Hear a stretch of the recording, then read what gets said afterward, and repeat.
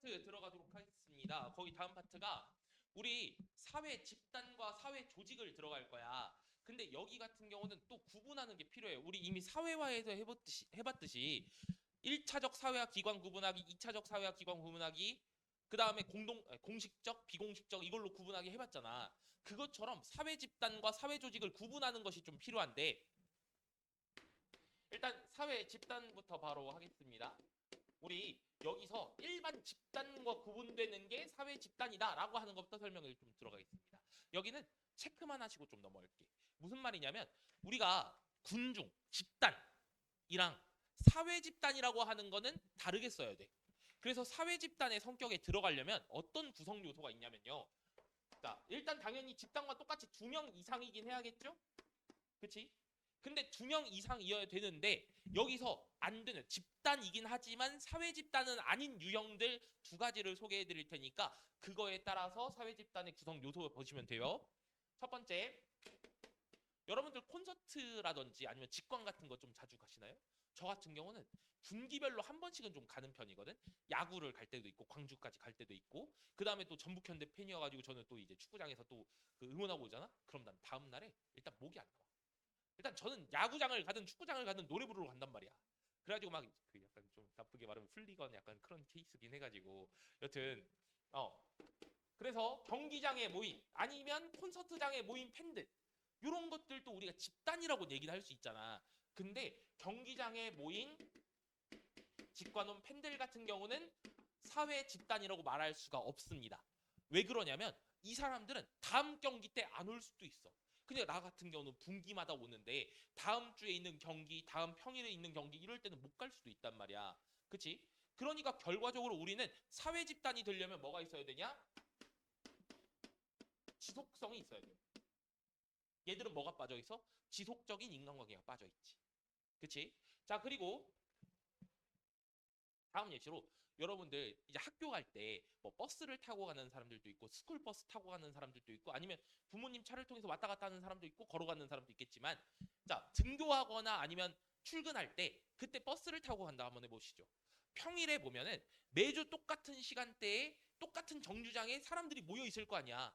그럼 오늘 또 받고 내일 또 받고 다음 주에도 볼 거고 저번 주에도 받고 이런 식으로 다 보이는 사람들이 있겠지. 그치? 근데 그 사람들은 사회 집단이 아닙니다. 자, 출근 시간대 또는 등교 시간대, 출근 시간대 버스 정류장. 여기는 사회 집단이라고 볼 수가 없어요. 뭐가 빠졌을까? 이 사람들은 똑같은 목적이야? 아니죠. 같은 학교에 다니고 아니면 같은 회사에 다니지가 않으니까 그러니까 여기는 소속감이라고 하는 것이 있다 없다? 없다. 그래서 우리가 얘기하는 건 이런 것들은 사회 집단, 경기장에 모인 팬들, 출근 시간대 버스 정류장은 사회 집단으로 볼 수가 없다. 근데 그러면 여기다가 지속성과 소속감을 심어주면 집단에서 사회 집단이 될 수 있지 않을까? 이걸로 내신에서 가끔씩 그 약간 킬러 문제로 나올 때가 있습니다. 경기장에 모인 팬들이 아니라 팬클럽이라고 한번 해보자. 그래서 팬클럽끼리 자주 모여서 정기 모임을 가지고 스스로 대면 접촉도 지속적으로 한다라고 했었을 때 그러면 여기는 이제 사회 집단이 돼 안 돼? 되지? 그 다음에 출근 시간대 버스 정류장 이게 아니라 여러분들 학교에서 혹시라도 운영하고 있는 그 학교 갈 때 어떻게 가?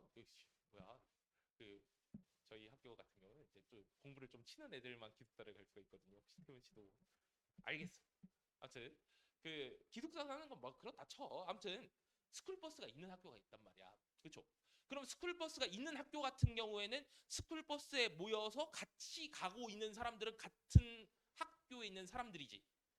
또는 통근버스에 타고 있는 사람들 같은 경우는 같은 회사에 다니고 있는 사람들이지.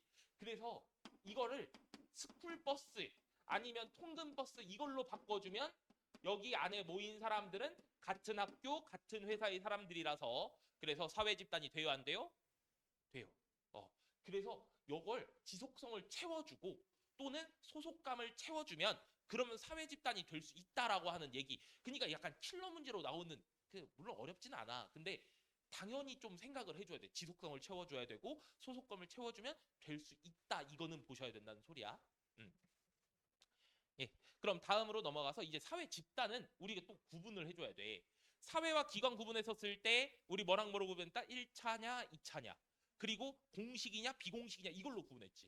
근데 여기서 내가 그때 저번 시간 했던 말 중에 하나가 뭐였냐면 끝까지 밑줄을 봐라. 왜냐하면 여기서도 1차, 2차가 나와요.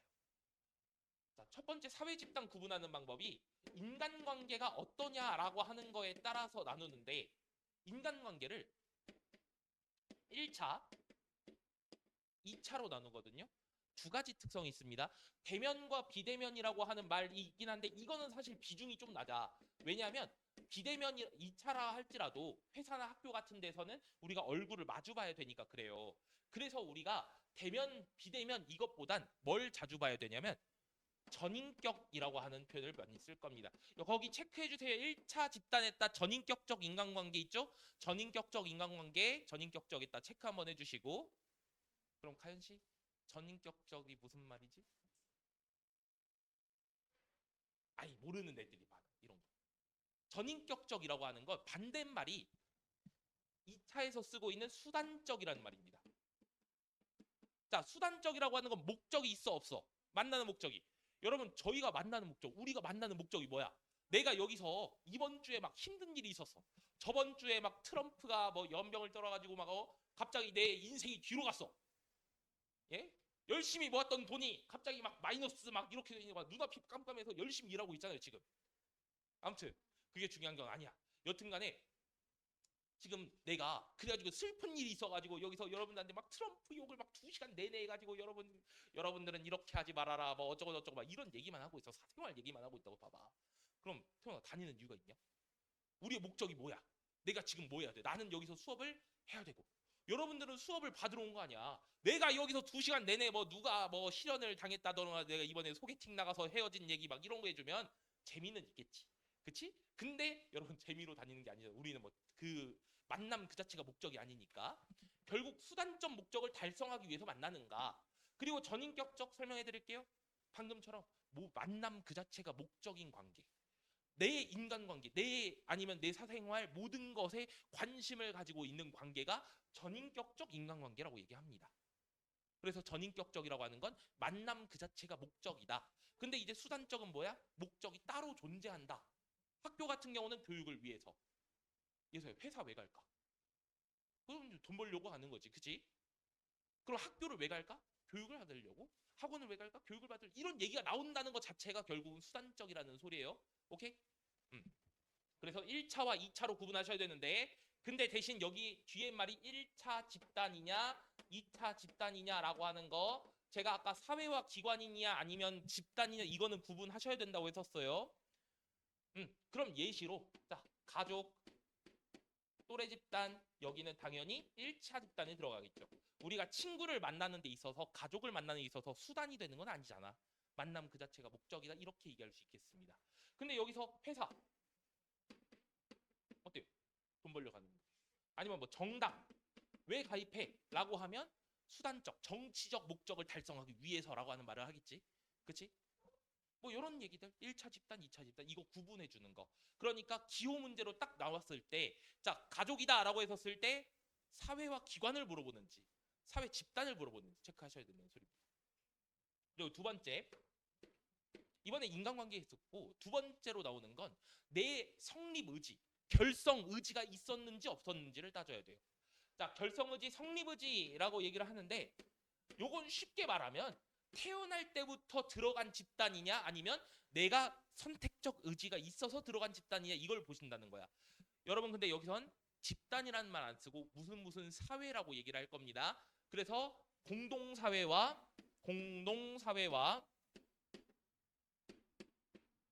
이익사회로 구분을 하셔야 돼요. 이 말을 왜 드리냐면요. 약간 1차 집단, 2차 집단처럼 약간 관성으로 이익사회 이런 식으로 해버리자 그건 다른 말이에요. 여러분 여기 이익사회, 이익집단은 좀 다른 표현이야. 여러분 이익집단이라고 하는 말 중학교 때도 아니면 고등학교 1학년 때도 한 번씩 쓴 적이 있어요. 교과서 상에서. 근데 요건 잘 좀 파악을 안 하는 경우가 있어서 말을 해드리고 올게. 이익집단 또는 이익단체 같은 말로 요건 직능 집단이라고 얘기합니다. 직능 단체 이런 식으로. 그럼 여기서 직능 집단, 직능 단체 또는 이익 집단이라고 하는 게 어떤 의미가 되냐면 직업이 똑같은 사람들끼리 모여서 우리 집단의 이익을 위해서 활동하는 단체가 이익 집단, 이익 단체야. 근데 지금 여기서 이익 사회는 내가 성립한 의지가 있었는가라고 할 때 있다라고 하는 거예요. 내 선택적 의지로 들어간 집단을 얘기하는 게 여기 이익 사회입니다. 나도 말이 헷갈리네. 아무튼 요거는 직능 집단이니까 예시가 그런 거야. 의사회. 누구의 이익을 위한 데겠어요? 의사회면 당연히 의사죠. 그렇지? 그럼 기자회면 기자의 이익이겠죠. 그렇지? 뭐 강사회 이렇게 있다 하면 강사들의 이익을 위한 곳. 그렇죠? 노동조합도 어떻게 보면 노동자들의 이익을 위한 곳. 물론 겹치는 경우는 다 있겠지만 근데 여러분 요거는 일단 구분해서 쓰셔야 된다는 거. 자, 그럼 성립의지가 있었냐 없었냐지. 공동사회는 성립의지가 없고요. 이익사회는 성립의지가 있습니다. 자, 그래서 공동사회는 태어날 때부터 들어갔다. 내 선택의지가 없을 때부터 만들어졌다. 이런 얘기야. 그럼 가족, 친척. 태어나면니까 여러분 눈 뜨니까 그냥 가족들이 있었지. 여러분들이 골라서 온 거 아니잖아요. 그치? 그래서 가족과 친척은 뭐라고? 공동사회, 이익사회, 공동사회. 그렇지. 자, 그러면 친구는 태어날 때부터 만났니? 근데 여러분 또래 집단은 공동사회 체크해 주세요. 왜 그런지 전 말을 해줄게. 공동사회 또래 집단 체크하셔야 됩니다. 이게 조금 어려워해가지고 애들이 나한테 많이 물어보는 문제인데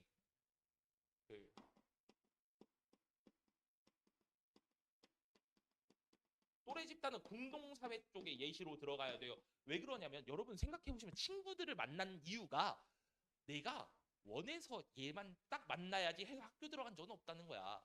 무슨 말이냐? 여러분 유치원 들어갔을 때, 어린이집 아니면 초등학교 들어갔을 때 생각해봐봐. 그냥 여러분들이 골라서 간 적이 없어요. 부모님들이 자 너흰 A 유치원 가라고 하면 그때 끌려갔단 말이야. 그치? 그때 어머니한테 아니요 저는 B 유치원이 더 좋아하니까 B 유치원으로 가겠습니다 어머니 말한 적이 없다니까요. 그냥 너 가라고 하니까 끌려갔지. 막 처음에 갈 때 막 울어 제끼고 막 그랬던 기억도 있을 거예요. 근데 가보니까 똑같이 다 끌려왔던 애들이 이런 뭉탱이로 있어. 그치? 거기서 친해지냐 싸우냐 뭐 이런 것들이 결국 또래 집단이 된다 이거예요. 그러니까 여러분들은 선택 의지가 있었어 없었어? 또래 집단을 만들었을 때 만났을 때 그런 의지 없이 그냥 들어갔는데 거기에 있던 것뿐이야. 거기서 친해진 애들도 있고 싸운 애들도 있고 그러겠죠. 그런 또래 집단들이. 초등학교도 마찬가지고 중학교 고등학교도 마찬가지. 근데 내가 이런 얘기를 할 때마다 막 그런 친구들이 약간 튀어나오거든. 저는 제 베프가 어떤 고등학교 간다길래 저도 거기 썼습니다. 아니 그거는 상관없어요. 그거는 특수한 케이스고 학교를 선택했는데 그 학교에 또래 집단이 있던 거지. 그래서 거기서 만난 건 뿐이야. 오케이? 그래서 또래 집단은 무슨 사회? 공동사회. 이렇게 보시면 된다. 요거 그냥 체크 한번 해주시면서 그러면 자 우린 성립의지가 있었냐 없었냐에서 회사 성립의지가 있어 없어? 있지. 뭐 하려고? 돈 벌려고. 정당 정치적 결사의 목적이 있었죠. 그 다음에 뭐 시민단체라고 해봐봐. 어떤 뭐 인권단체 인권운동하기 위해서 환경단체 환경운동하기 위해서 뭐 이런 것들이니까 그러니까 이익사회는 좀 구분하기 쉬워. 대신 그래서 공동사회 쪽에 가족, 친척, 또래 집단 이런 거 얘기해 주시면 되는데 조금 그 특이한 케이스 중에 마을 공동체라고 하는 말이 나와요.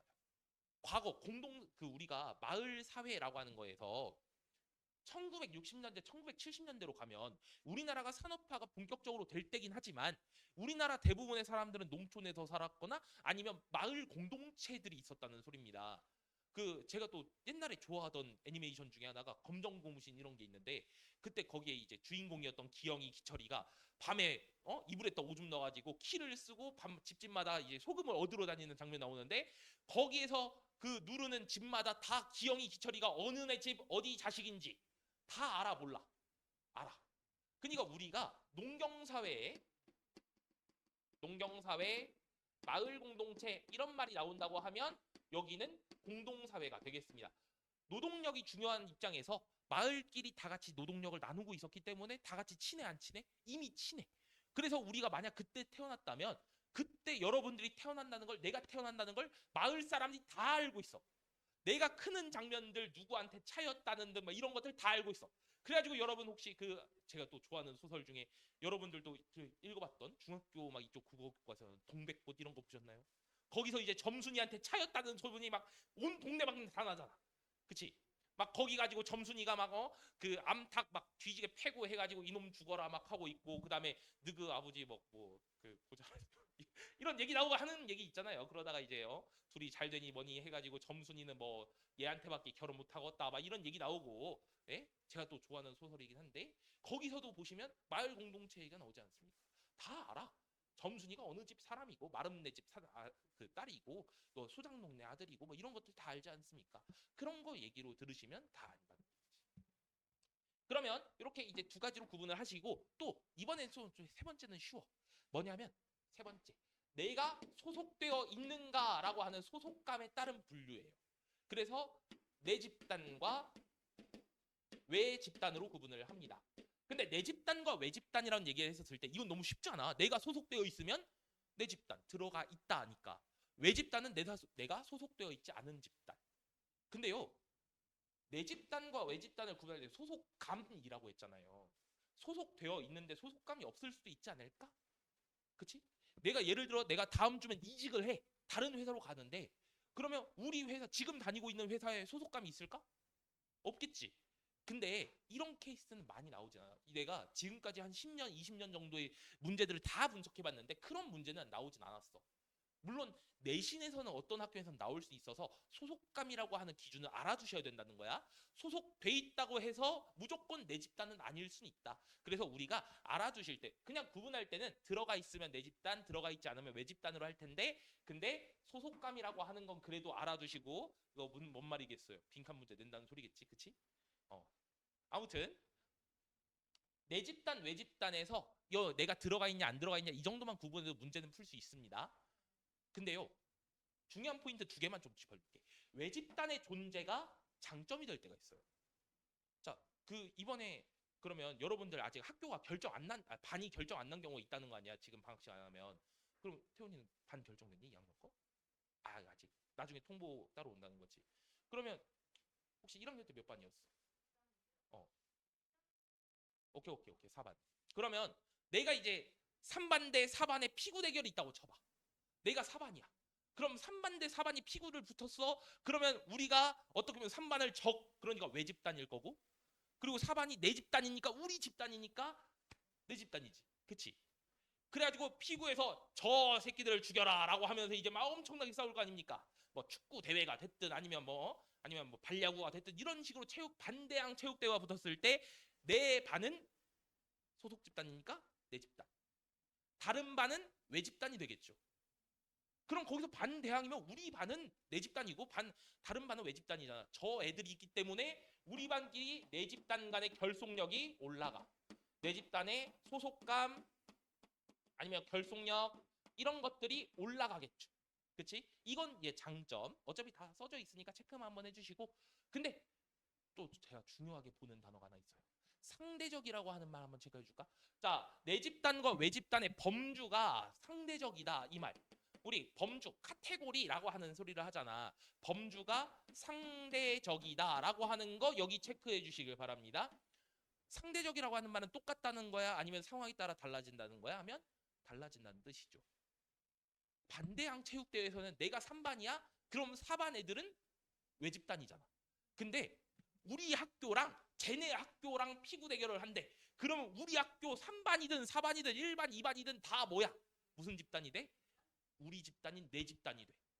그러니까 범주가 상대적이라고 하는 의미 요걸로 알아주시면 됩니다. 내가 규정을 어떻게 두었냐에 따라서 달라진다는 거. 막말로 전주와 뭐 익산 애들 고등학교의 싸움이다라고 하면 다른 학교 사람들도 내 집단이 될 수도 있다는 소리가 되겠죠. 우리 전주시 대표를 응원한다면. 여튼 이렇게 두 가지만 봐주면 문제는 없을 것이다. 근데 여기서 키워드가 하나 더 나와요. 뭐냐면 준거 집단이라고 하는 키워드가 마지막에 나옵니다. 자, 준거 집단. 여긴 소속감에 따른 내 집단과 외 집단으로 같이 나올 때가 있는데 어려운 얘기 아니에요. 준거라고 하는 건 요거는 기준이 되는 집단이다. 그래서 내 가치관에 부합이 되는 집단이다라고 할 수 있겠죠. 여러분들로 따지면 내가 들어가고 싶어하는 뭐 대학교의 무슨 과 이런 것들이 되겠지, 그치? 그러면 여러분들이 들어가고 싶은 대학교와 과들이 있었을 때 그때 그걸 준거 집단이라고 얘기한다고 봐봐. 그럼 거기에 들어갔다 쳐봐요. 어떻겠어? 준거 집단과 소속 집단이 일치했다고 할 거야? 불일치했다고 할 거야? 일치하게 되었다라고 얘기할 거지. 그치? 근데 내가 못 들어갔어. 그러면 불일치. 그치? 문제가 이거예요. 뭐냐면은 지문이 통합형으로 나온다 했잖아. 어떤 뭐 갑, 을 이런 애들이 일대기가 쭉 나올 거란 말이야. 근데 갑은 내가 들어가고 싶었던 건 뭐냐면 애니메이션 회사였어. 근데 아버지의 반대 때문에 아버지는 그냥 평범하게 공무원 생활을 해라 라고 해서 공무원 시험을 받고 합격을 했어. 그러면 갑은 내 집단과 내 집단이야. 준거 집단과 소속 집단이 일치했다 불일치했다? 불일치했다. 그거 파악하시면 된다는 소리예요. 어렵진 않잖아. 그치? 근데 이게 약간 꼬아서 나오는 내용이라고 해야 되나? 지문을 파악할 수 있는 능력을 보여주는 거기 때문에 금방 그냥 체크리스트 중에 하나 정도만 생각하시면 됩니다. 자, 그럼 여기는 간단하게 하고 넘어갈게. 그럼 일치하냐 불일치하냐를 파악했으면 되는데, 자, 일치했었을 때 뭐 자존감이 올라간다던가 능률이 올라갈 수 있다던가 이런 장점이 있는데, 불일치하면 반대겠죠. 자존감이 떨어질 수도 있고 좌절감을 느낄 수도 있겠는데, 근데 꼭 그건 나쁜 것만은 아닙니다. 내가 원하는 대학교에 떨어졌어. 다시 도전할 때 내가 날 감히 떨어뜨려? 내가 면접을 보고 싶어하는 회사가 있는데 거기에 떨어져서 다른 회사에 다니고 있는데 내가 기필코 능력을 보여줘서 저 회사에 무조건 들어가야지? 라고 하는 것도 생각할 수 있겠지. 그러니까 무조건 나쁜 것만은 아니다 정도 보시면 되겠어요. 그래서 우리가 사회 집단이라고 하는 거 이렇게 인간관계에 따라서 전인격적 인간관계, 수단적 인간관계에 따라서 1차, 2차 집단, 그 다음 성립의지, 결성의지에 따라서 공동사회, 이익사회, 그리고 소속감에 따라서 내 집단과 외 집단 이렇게 구분할 수 있고 준거 집단과의 관계성 이런 것들도 문제 나올 수 있는데 어려운 내용은 사실 없다고 좀 저는 봅니다. 예. 근데 대신 여기는 아까 전에 말한 것처럼 우리 저번 주에도 말한 것처럼 통합형으로 나오니까 그러니까 가족이 나왔을 때 얘는 무슨 집단이야? 라고 할 때 1차적 사회화 기관이며 비공식적 사회화 기관이며 그 다음에 여기 이젠 이것까지 말해야 되는 거지. 1차 집단이고 그리고 공동사회 이런 얘기까지 좀 많이 들어가야 되기 때문에 조금 바로 체크를 해주는 게 필요하다 이런 소리를 하겠어요. 그럼 다음 사회 조직으로 가겠습니다. 우리가 사회 조직에 대해서 얘기할 때 저는 이거 약간 빈 공간에다가 문제는 이따가 같이 풀게. 사회 조직 끝나고 나서 그 사회 조직 얘기를 할 때요. 저는 약간 이런 그림을 하나 그려놓는 게 필요하다고 봐요. 뭐냐면 사회 집단과의 관계를 얘기할 건데 사회 집단이 당연히 더 크겠죠. 사회 집단이 더 큰 범주에 들어가고 사회 조직이 작은 범주에 해당합니다. 그래서 요 그림 한번 그려놓으시고 그러면 이 말은 사회 집단에는 해당이 되는데 사회 조직이 아닌 집단이 있다는 소리지. 요거 한번 생각 한번 해보시죠. 사회 집단인데 사회 조직이 아닌 집단. 조직이라고 하는 것의 특성을 알아야 된다는 소리입니다. 그래서 사회 조직의 특성은 간단하게만 적고 마무리하겠습니다. 여러분들도 키워드 중심으로 좀 체크를 한번 해놓으세요. 일단 사회 집단에만 소속되는 애들과 달리 지위와 역할 자체가 명확하게 정해져 있어. 명확히 규정되어 있다. 그러니까 약간 소위 말해서 기어오르면 안 돼요. 지금 여기서도 어떻게 보면 여러 학원에서도 여러분들이 내가 진짜 수업 더럽게 재미없네. 야 나와봐 내가 수업하게 해가지고 해버리면 그러면 안 되겠지. 그치? 물론 그렇게 하면 안 되는 건 강사도 마찬가지긴 하겠지만 여튼 지위와 역할이 명확히 규정되어 있고 지금 우리가 또 수업 시간이라고 하는 거 학교라든지 등교 시간 정해져 있어 안 정해져 있어? 회사 출근 시간 정해져 있어 안 정해져 있어? 정해져 있어. 그쵸? 그러면 구성원들끼리 다 같이 지켜야 되는 규약과 절차가 있어 없어? 있어. 근데 우리가 또래 집단 친구들 만난다고 생각해봐봐. 물론 약속을 할 거야. 야 우리 1시에 만나자라고 하는 이런 약속을 했다고 쳐보세요. 근데 갑자기 내가 급한 일이 생겨가지고 친구한테 전화해서 미안한데 30분만 좀 늦게 만날 수 있을까? 라고 하면 친구도 뭐 별일 없는 이상 그래 30분 후에 만나자. 아니면 너무 바쁘면 다음에 한번 만나는 거 어때? 이렇게 해서 바꿀 수 있잖아. 근데 회사에다가 내가 뭐 병가 막 이런 사유가 아니라 그냥 예를 들어서 저 차에 기름 좀 넣고 오느라고 한 10분 정도 늦을게요. 이런 거 하면 그냥 지각이지. 그치? 여러분 학교 가는 데 있어서 똑같을 거 아니에요. 저 잠 좀 한 30분 더 자고 싶어서 30분 지각할게 라고 하면 그거는 걸리는 거 아닙니까? 그러니까 결국 우리가 사회 조직이라고 하는 거에서 또 규약과 절차가 존재하며 그 규약과 절차로 철저하게 통제가 이루어지고 있다라고 하는 거죠. 규약과 절차에 따른 통제가 존재한다. 그리고 사회 조직에는 공동의 목표가 있습니다. 공동의 목표. 자, 공동의 목표가 존재하는데 회사 생각하면 뭐 하려고 들어갔어? 돈 벌려고. 그치? 자, 학교 왜 갔어? 교육을 받기 위해서. 공동의 목표가 존재한단 말이야. 그래서 여러분들 학교라고 하는 것도 결국 교육을 받기 위해서 시간대 수업 시간 1교시부터 뭐 7교시까지 쫙 나눠 놓고 그 수업 시간 50분, 쉬는 시간 10분 딱 규정해 놓고 여러분들 쉬는 시간 끝나면 학교 반에 다시 들어가야 되고 거기서 다른 수업 정해진 거 들어야 되고 또 회사도 똑같잖아요. 출근 시간부터 퇴근 시간까지 해야 되는 프로젝트 과제가 있다면 그걸 다 해내야 되죠. 그럼 공동의 목표가 존재한다. 그리고 이 공동의 목표를 달성하는 데 있어서 잘했다. 그러면 성과가 있다라고 했었을 때 성과에 따른 보상이 존재하고요. 근데 만약 이거를 잘해내지 못했어.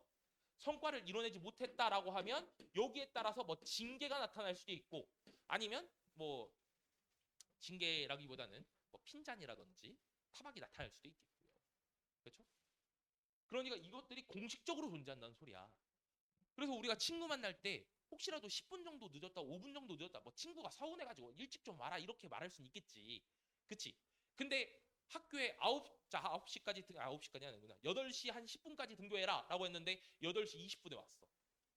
그러면 어떻게 돼? 이거는 뭐 지각 처리가 될 수밖에 없는 거? 아니면 회사 같은 경우는 똑같죠. 9시까지 출근해라 라고 했는데 9시 10분, 9시 30분에 왔다고 해가지고 정당한 사유가 아니면 결국 또 깎이겠지. 이제 징계를 받겠지. 심할서를 쓴다던가 이런 것들. 그렇기 때문에 우리가 사회조직의 성격이 이렇게 되는 겁니다. 그러면 지금 제가 계속해서 말했던 것처럼 사회 집단이지만 사회 조직에 안 들어가는 애들이 또 있네요. 아까 말했던 또래 집단, 친구, 그리고 가족. 이 두 가지는 꼭 기억을 한번 해주시면 되겠어요. 왜 그러냐면 그냥 기계적으로 나와버려야 돼. 이런 것들이. 우리가 생각하는 시간 자체가 조금 더 걸려버리면 그건 조금 너무 쌓여가지고 뒤에서 우리가 풀어야 되는 문제, 좀 어려운 문제에다가 대응할 시간이 부족해져. 그러니까 사회 집단이면서 사회 조직은 아닌 것 하면 그냥 가족 또래 집단 빠박 나와버리게 좀 외워놓으세요. 요거는 추천해드리는 방식이고. 그럼 이제 사회 조직에 대해서 좀 얘기를 할 건데, 자, 첫 번째 사회 조직. 공식 조직에 대해서 설명하겠습니다. 자, 우리가 공식 조직 하면은 요 얘기에서 지위와 역할이 명확하게 규정되어 있고 그 다음에 규약과 절차가 존재하면서 그 다음에 공동의 목표가 있는데 들어가기도 빡세. 가입과 탈퇴가 그렇게 자유롭진 않아. 회사, 학교, 군대, 병원 이런 것들. 지금 여기다 써놓은 예시들이 있잖아요. 거기다가 다 학교, 회사, 학교, 뭐 병원, 군대 이런 것들은 제가 예시에도 써놨습니다. 공식 조직에. 근데 뒤에 추가적인 단체들도 있잖아. 노동조합, 뭐 시민단체 이런 것들도 있잖아.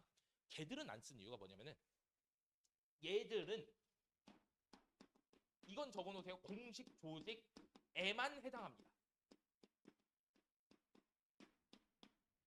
사실 대부분의 여기 통합형 문제에선 사회조직의 문제가 여러분들 발목을 잡을 때가 좀 많아요.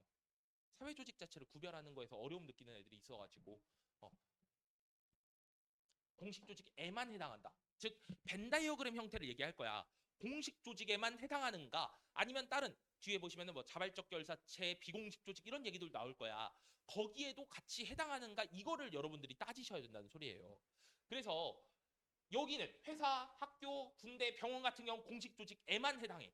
근데 옆에 나온 것처럼 노동조합, 시민단체 이런 데는 자발적 결사체에도 같이 해당하는 사례이기 때문에 그건 같이 보실 겁니다. 역시 공식 조직 여기에만 해당하려면 가입과 탈퇴가 비교적 어려운 곳에 해당을 합니다. 물론 이건 상대적이야. 비교적이라고 하는 거는 자발적 결사체이면서 공식 조직에 해당하는 애들에 비해선 어렵다는 소리예요. 물론 막 가족 이런 데처럼 거긴 가입과 탈퇴가 더 어렵지. 그치? 가족이라고 하는 것 자체가 거의 탈퇴가 불가능하니까요. 그렇게 비교하는 게 아니라 자발적 결사체이면서 공식 조직인 애들에 비해서는 가입과 탈퇴가 비교적 어렵다. 그럼 공식 조직이라고 하는 요 케이스에서 우리가 좀 보셔야 될 건 뭐냐면은 좀 기억해야 되는 단어가 하나 있습니다. 여기선 어떤 인간관계가 드러날까라고 했을 때 우리 인간관계에 따라서 사회 집단 구분하는 걸 1차 집단이냐 2차 집단이냐 얘기했어요. 거기에 말에 따라서 1차적 인간관계, 2차적 인간관계라고 하는 말을 또 씁니다. 그럼 1차 집단, 가족과 또래 집단은 어떤 인간관계라고 얘기했어? 아까 수단이었어? 전인격적이었어? 전인격적이었죠.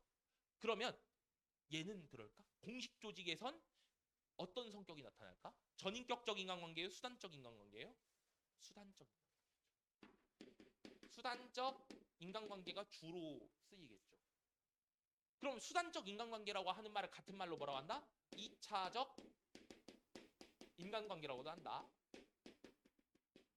이것 때문에 뭐가 일어나냐면 여러분들이 회사 그러니까 뭐 아르바이트를 해본 사람들이면 또 알겠고 아니면 나중에 뭐 아니 회사 드라마 이런 것만 봐도 다 알 거야. 결국 회사에서 원하는 건 뭐야?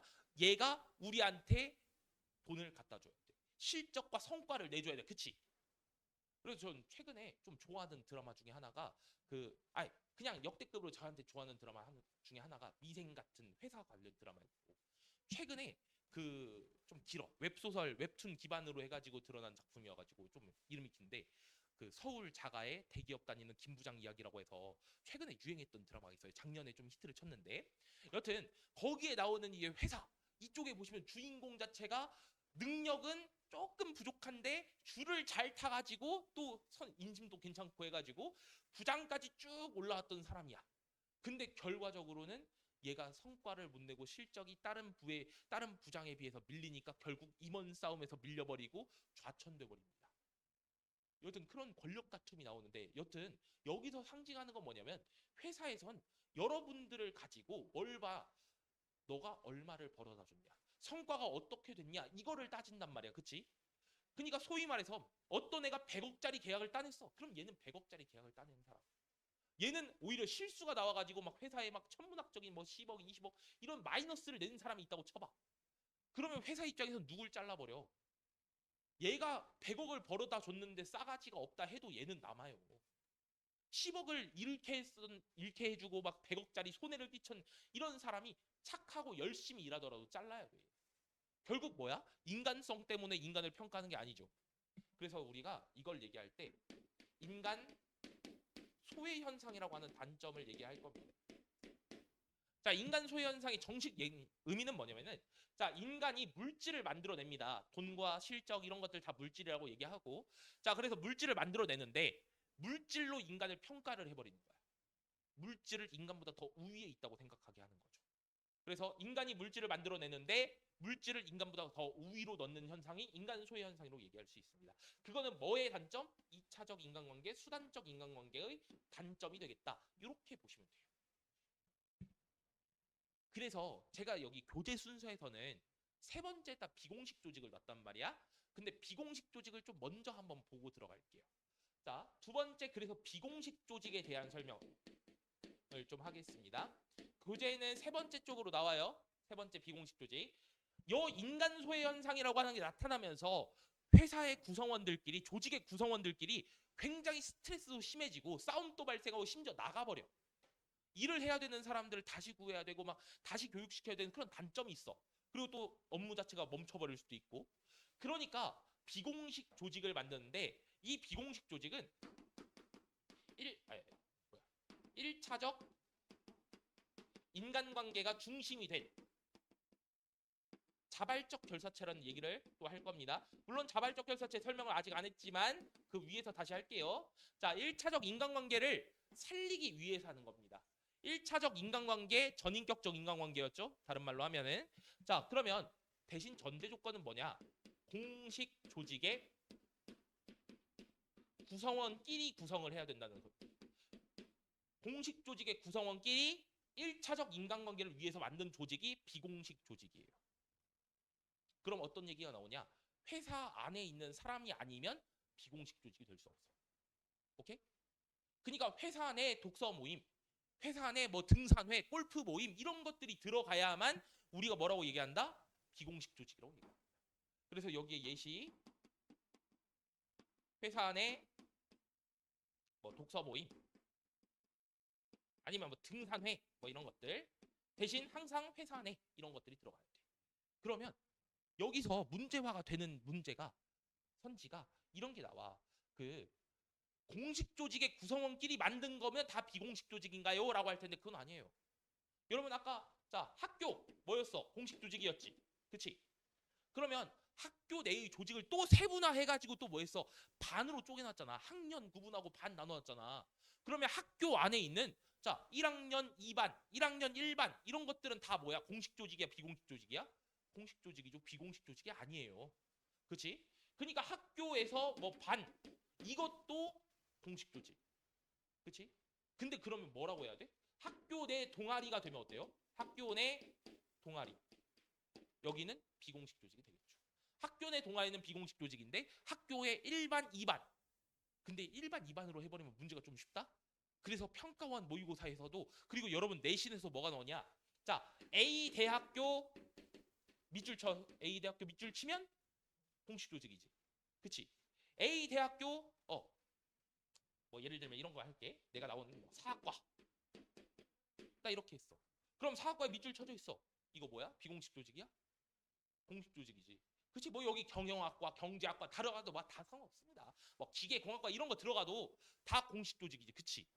과까지 들어가도 이건 공식 조직이야. 근데 자 우리 과 내, 사학과 내의 농구 동아리, 축구 동아리 이런 것들 그럼 뭐겠어? 그거는 비공식 조직이지.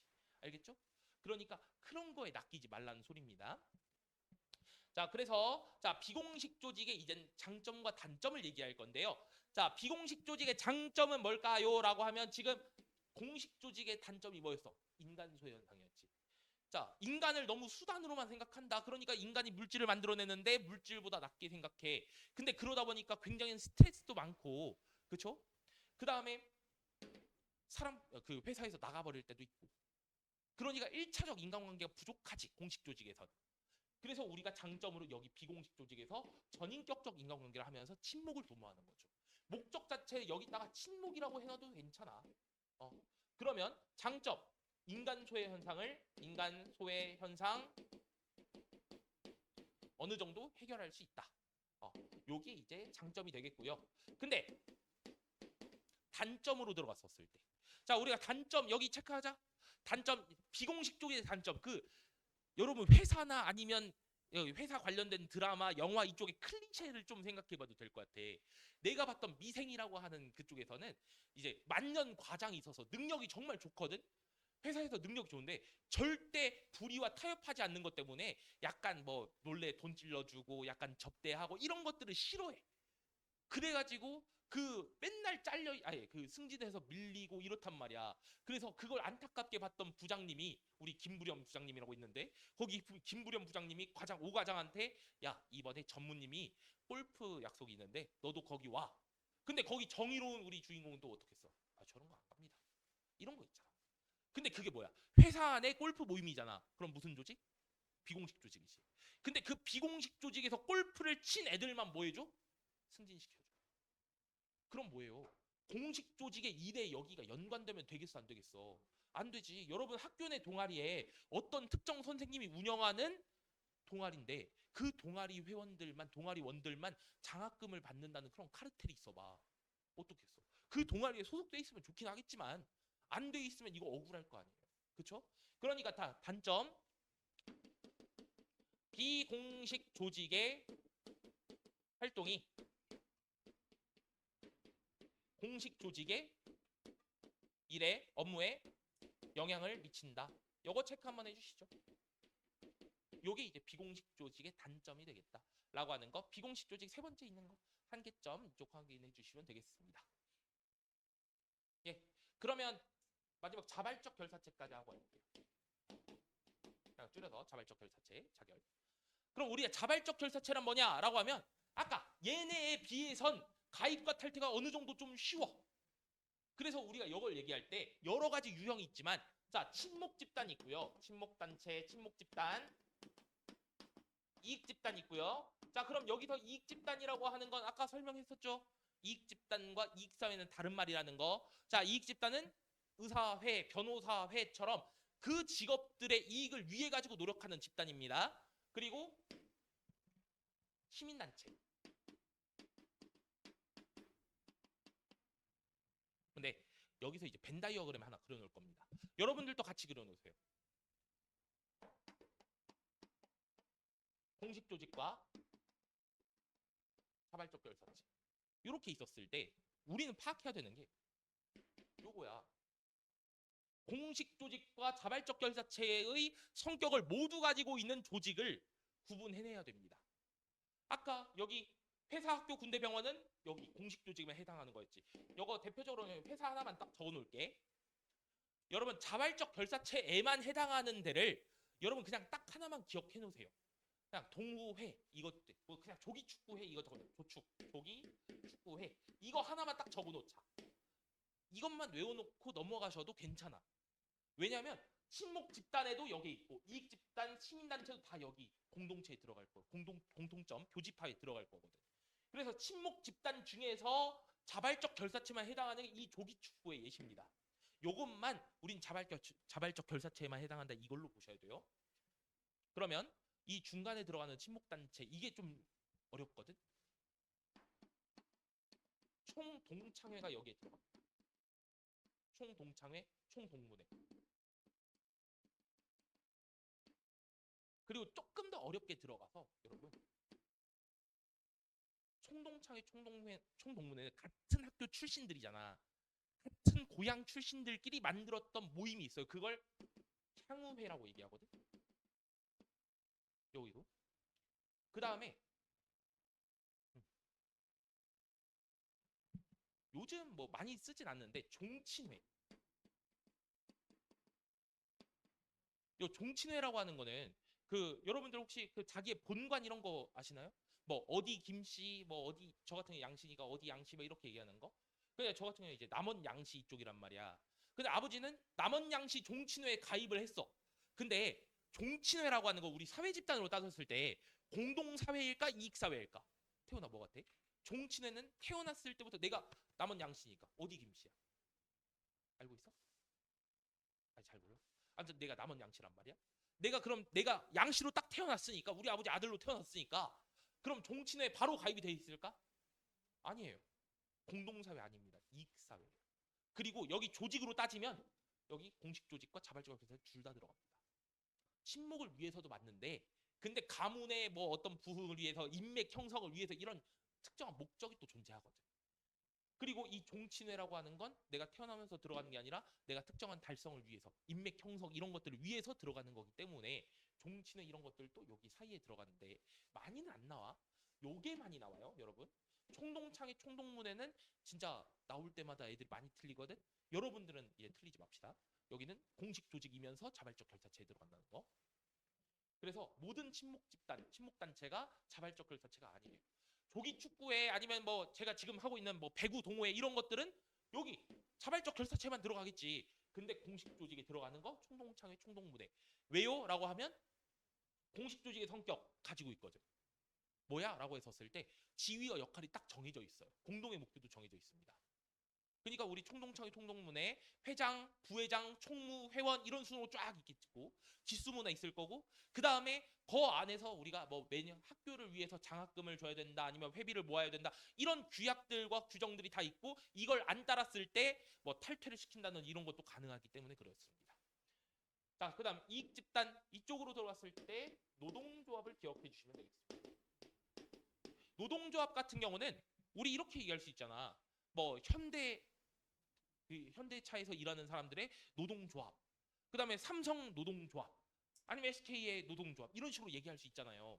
근데 노동조합은 그럼 회사 내 사람들끼리 만든 거니까 비공식 조직이 아니에요? 라고 하는 질문을 제가 저번 주에 받았습니다. 아니죠.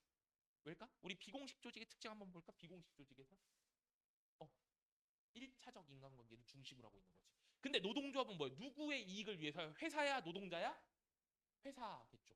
아 미안해 내가 무슨 말을 한 거야. 노동자들의 이익을 위해 나도 회사야 노동자에서 왜 회사 얘기를 했냐. 노동조합은 당연히 노동자들의 이익을 위한 거겠지. 야 준서 미안하다. 여튼 제가 가끔씩 뇌를 빼고 말할 때가 있어요. 예, 죄송합니다 저도.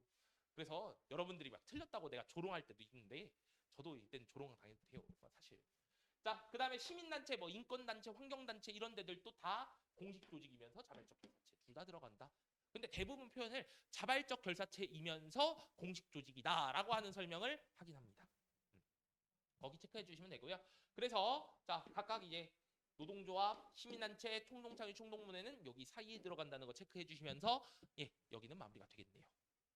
그래서 우리 구분하는 것이 필요하다고 했잖아. 그래서 앞에 있는 사회집단부터 한번 체크 한번 해보고 합시다. 자 그럼 교재에서 한번 볼게요. 교재 쪽에 27페이지 보시면 되겠네요. 사회집단부터 보고 갑시다. 자 거기 문장 구성 있는데부터 개념하기 OX까지 한번 같이 한번 해볼게. 여기는 녹화 좀 멈추고.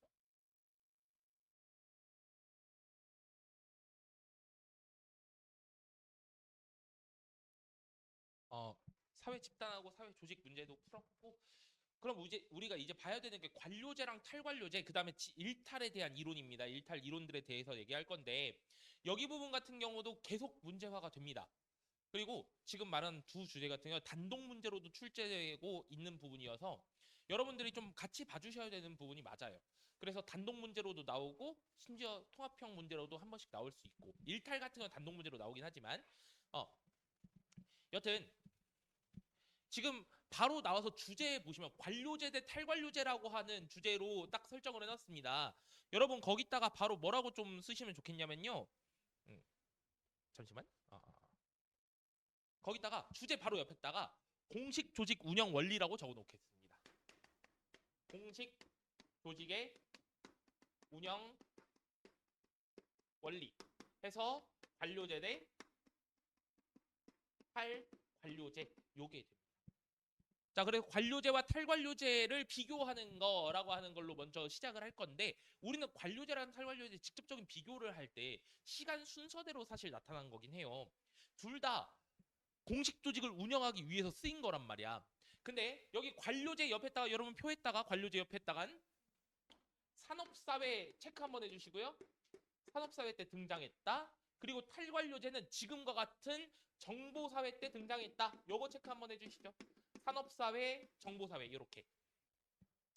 각각 그래서 산업사회 때 등장한, 정보사회 때 등장한 운영 방식이라고 보시면 되는데 우리가 조직이라고 하는 공식 조직이라고 하는 걸 운영하기 위해서 이게 필요하다. 어떤 시스템적으로 만들기 위해선 기본적으로 커졌다는 소리예요. 사회 조직이라고 하는 거 공식 조직이 굉장히 대규모화됐기 때문에 이걸 운영하려면 결국 시스템이 있어야 된다는 소리야. 그게 이제 관료제 또는 탈관료제가 되는 거고. 그래서 둘의 공통점은 뭐냐면 공식 조직을 운영하는 원리다. 그리고 둘 다 효율성을 위해서 만들어진 것이다. 효율적인 운영 체제를 만든 게 관료제와 탈관료제예요. 물론 각각이 다르지만 산업사회 때는 관료제, 정보사회 때는 탈관료제 이런 식으로. 그러면 우리가 이제 관료제에 대해서 얘기를 할 건데 관료제의 산업사회 요때의 시대 뭐가 시작이야? 산업혁명이 시작이에요.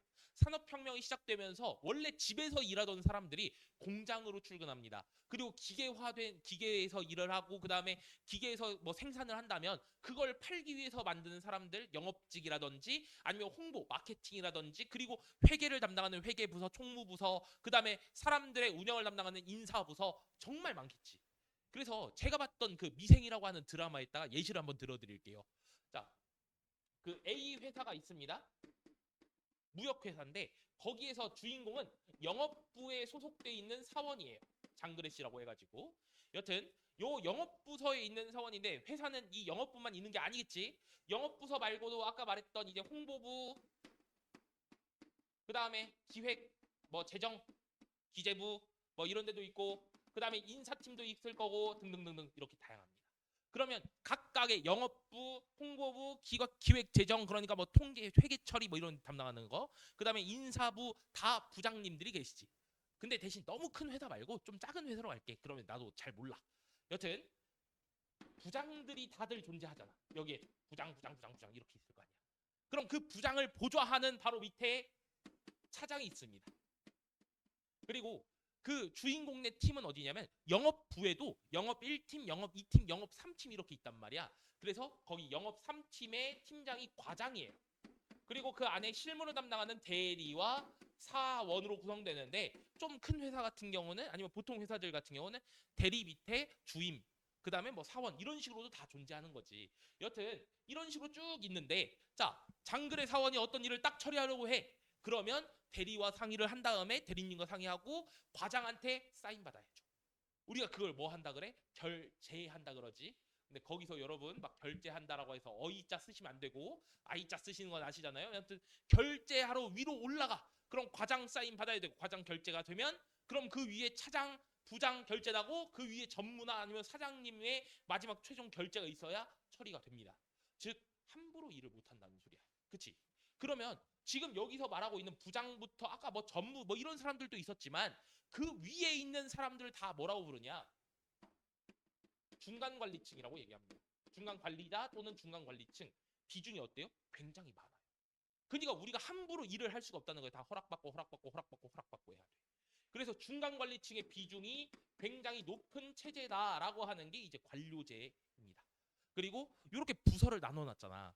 그러면 부서를 나누고 각자가 하는 일이 다 똑같을까 다를까? 다 다르죠. 부장은 부장님의 역할, 차장, 과장, 대리, 사원 다 일이 다르지. 그치? 그러니까 결과적으로 무슨 일이 있냐면은 업무 자체가 완전히 분권화가 돼 있다는 소리입니다. 업무 자체는 분권화가 돼 있는데 이 사람들이 할 일은 다 정해져 있어. 규약과 절차에 똑같이 다 따르고 있기 때문에 이 일들은 매뉴얼에 따라서 일을 합니다. 매뉴얼에 따른 구분이 있어요.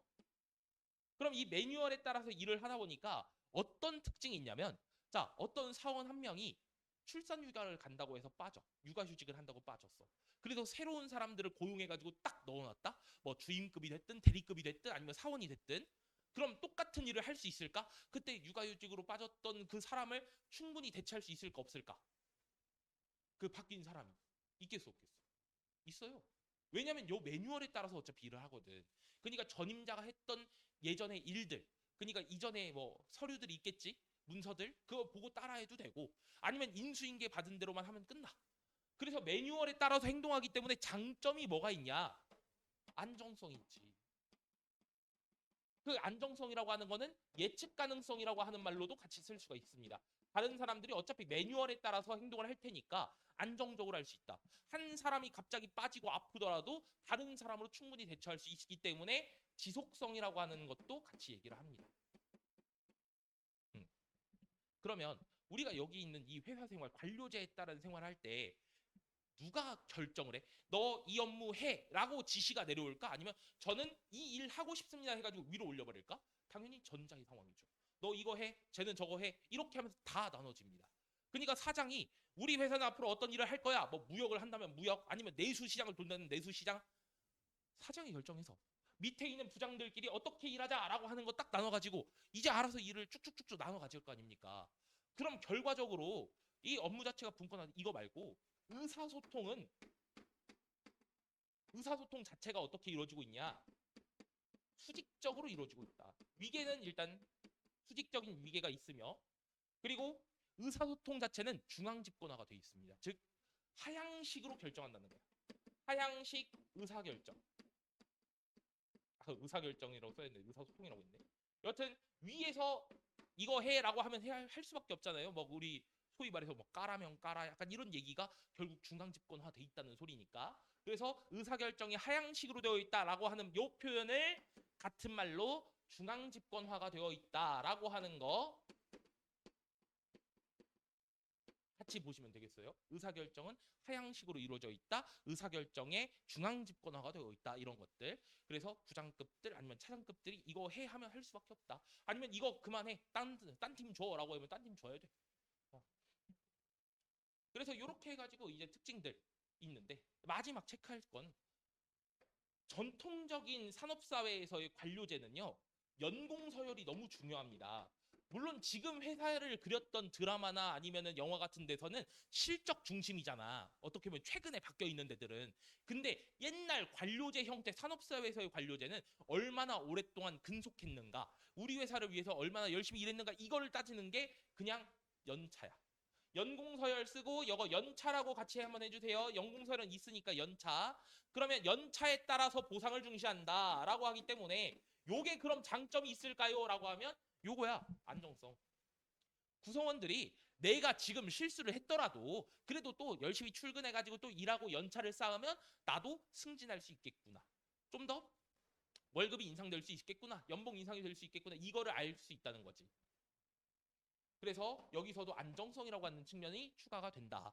근데 이제 단점도 한번 같이 들어가 볼게. 자, 우리 관료제의 단점 쪽 체크하면서 넘어갈 건데 지금은 어떤 사회가 됐어? 산업사회가 아니라 무슨 사회? 정보사회로 변했죠. 그럼 이제 산업사회에서 정보사회로 변했단 말이야.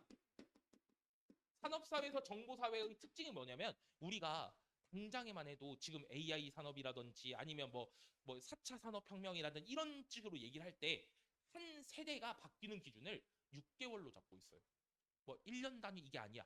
올해와 내년이 다르다가 아니라 6개월 만에 달라지고 심지어 요즘은 뭐 그 생성형 AI 그러니까 챗GPT나 아니면은 뭐 제미나 이런 것들 있잖아요. 저도 여러분들 지금 피드백하고 있는 것들 다 넣어놓고 있다 이런 말 했었잖아. 여러분 근데 한 3년 전에 AI 한번 써보셨으면 진짜 답답해.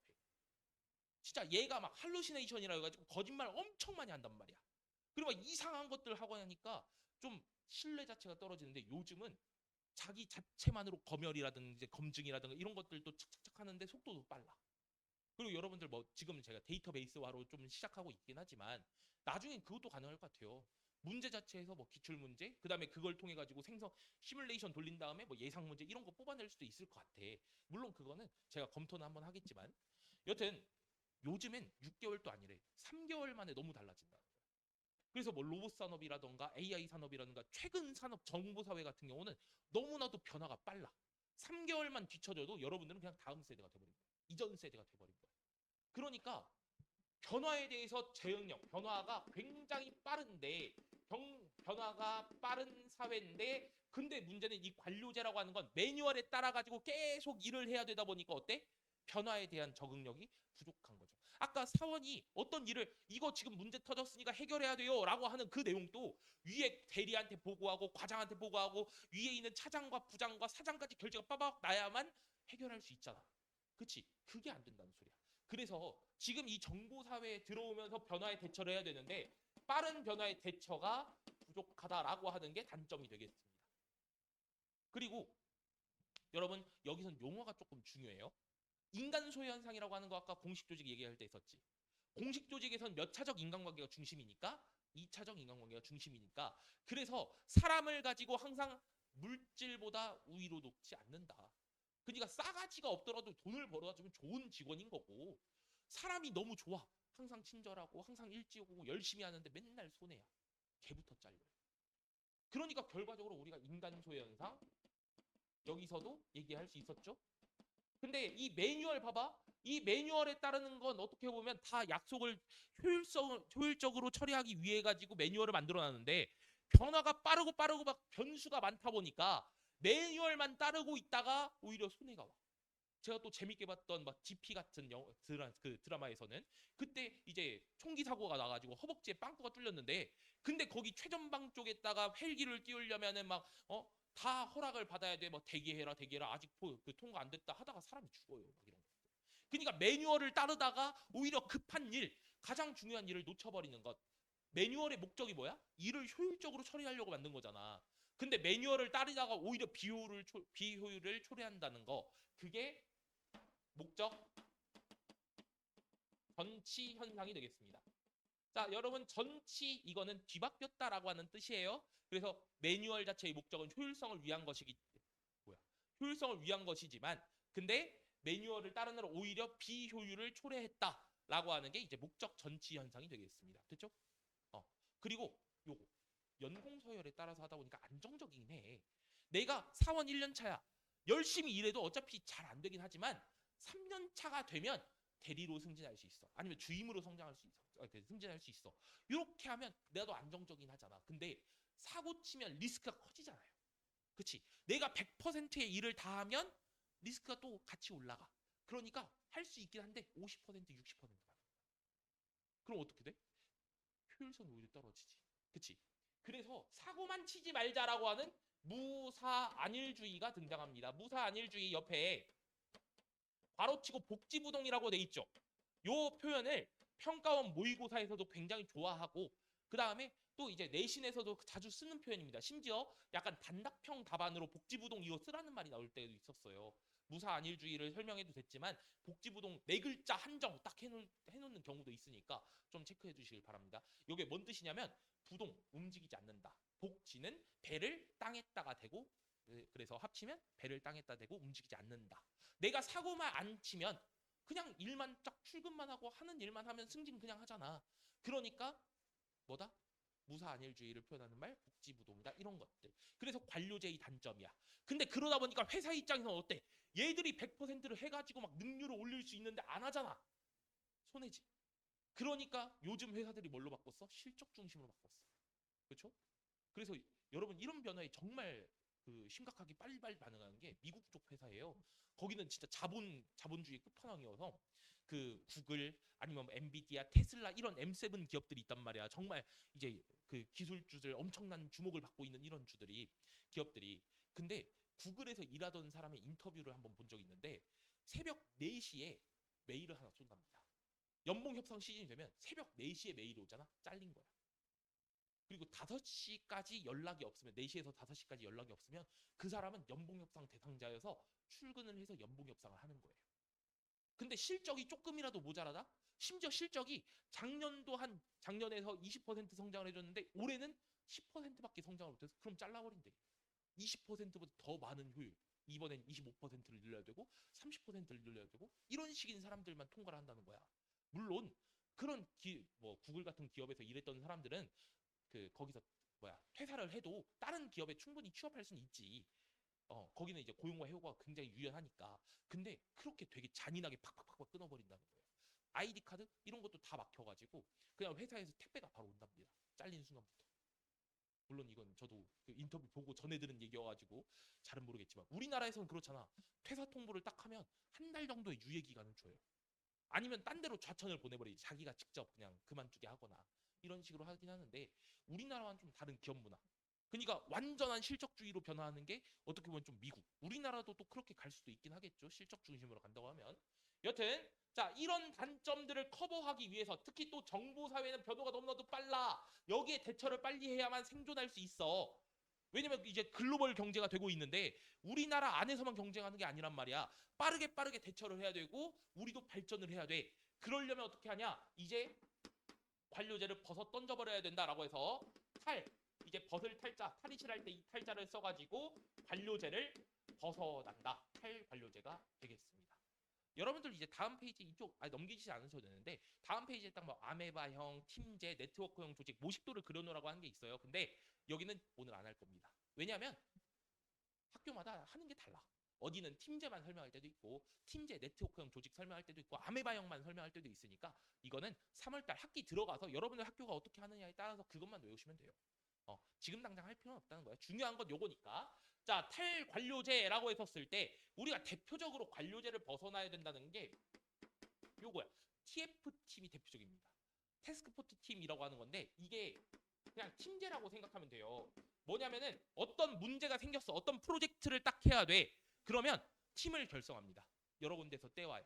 뭐 전문가들 영입할 수도 있고 아니면 기존에 다니는 회사에서 일하는 사람들 데려올 수 있고 그리고 이 TF팀은 대부분 팀장이 있고요. 그리고 다음은 다 팀원이야. 이게 이제 대표적인 팀제 형식을 얘기하는 건데 여기가 이제 AI 관련된 아니면 IT 업종 관련된 이쪽 회사에서는 대부분 이렇다고 한다고 하더라고요. 그러니까 팀장 한 명만이 여기 뭐야? 이게 중간 관리다 끝이야. 그리고 나머지 다 팀원들이야. 그럼 결과적으로 자 여기 다른 점 벌써 나오죠? 중간 관리층의 비중이 어떻다? 중간 관리층의 비중 자체가 굉장히 적다. 그리고 수직적인 인간관계가 아니야. 다 똑같은 사원들이기 때문에 그래서 어때? 인간관계 자체가 수평적이야. 수평적 인간관계. 그리고 이 수평적 인간관계에 따라서 밑으로 내려주는 하향식 의사결정 구조가 아니라는 거지. 팀원과 팀장들이 회의하고 얘네들이 어떻게 보면 전문가니까 회사 대표가 다 아는 건 아니잖아요. 오히려 실무진한테 다 맡겨버리는 거야. 그래서 여러분들이 전문가니까 여러분들이 결정하고 올려주면 내가 결제하겠다. 이걸로 끝이에요. 그러니까 팀원들끼리 회의를 치열하게 해가지고 이렇게 하는 게 낫다라고 해가지고 올려버리면 그걸 결제해 주는 겁니다. 물론 책임은 대표가 지긴 하겠지만 근데 실무진들이 위에다가 올려버리는 체제니까 이제 상향식이라고 해야 돼? 하향식이라고 해야 돼? 상향식이라고 하는 거죠. 그러니까 자, 의사결정 자체도 상향식이 되어 있다. 상향식 의사결정 구조. 그리고 같은 말로 하면 의사결정의 재량권 또는 이제 의사결정의 분권화, 분산화 누구나 할 수 있다. 약간 이런 식으로도 얘기합니다. 그럼 이제 여기는 뭐가 제일 중요한가? 돈을 벌었냐 안 벌었냐가 제일 중요해. 실적을 땄냐 안 땄냐. 그러니까 연공서열 이런 건 다 필요 없어. 어차피 다 직급도 똑같잖아. 뭘로만 따지면 돼? 일 잘한 애들은 연봉 협상에서 엄청 올려주거나 아니면 성과급으로 딱 줘버리거나 이렇게 끝납니다. 그러니까 결과적으로 이젠 성과 중심의 또는 뭐 실적 중심의 보상이 따라오는 거죠. 성과에 따른 보상을 중시하게 된다. 라고 하는 설명까지 이제 탈관료제에 대한 설명이 되겠습니다. 예. 그러면 이제 교재에서 있는 체크하실 부분만 다시 한번 체크해 볼게요. 관료제와 탈관료제 각각 산업사회, 정보사회 때 나타났던 공식 조직의 운영 원리다라고 하는 거 체크해 주시고 수직적 위계를 가지고 있다 관료제, 수평적인 위계를 가지고 있다 탈관료제. 그리고 업무가 다 매뉴얼에 따라서 표준화되어 있고 규격화가 돼 있다, 정해져 있다라고 하면은 관료제. 유연하다. 심지어 팀제 같은 경우는 어떠냐면 프로젝트가 끝나잖아? 없어져요. 그리고 새로운 프로젝트를 위해서 다시 결성해. 그러니까 이 팀은 없어졌다가 만들었다가 없어졌다 만들었다 이걸 계속 반복할 수 있다는 겁니다. 자, 그 다음에 연공서열 실적 이거 구분하시면 되겠죠. 연공서열에 따른 보상은 관료제, 성과 실적에 따른 보상은 탈관료제. 이렇게 나누시면 되겠고, 그 다음에 장점 쪽으로 들어가서 관료제의 장점 단점은 구분하시는 게 필요해요. 효율성도 중요합니다. 왜냐하면 산업사회 때 효율적이었다는 소리야. 물론 탈관료제는 언제 효율적이야? 정보사회 때 효율적인 거고, 둘의 공통점이 들어갈 수는 있어요. 효율성을 위해서 만들어진 체제다, 운영 원리다, 이런 것들. 자, 그 다음에 예측 가능성, 안정성이라고 같이 적어두면 되겠고요. 그 다음 업무의 지속성이라고 하는 거 매뉴얼에 따르고 있다 보니까 안정적으로 쭉 유지가 될 수 있다라고 하는 거죠. 근데 단점에서 정보사회에서 대처가 부족하다. 변화가 빠르기 때문에 대처가 부족하고, 인간 소외 현상, 그 다음에 목적 전치 현상, 무사 안일주의는 여러분 밑에 보시면은 그 단어 설명 좀 파란색 표에다가 다 적어놨습니다. 요건 세 개 중에 하나는 단답형으로 무조건 나오는 데여가지고 제가 그냥 넣어놓은 거예요. 여러분들 제가 이건 문제에서도 계속 확인을 시켜드릴게.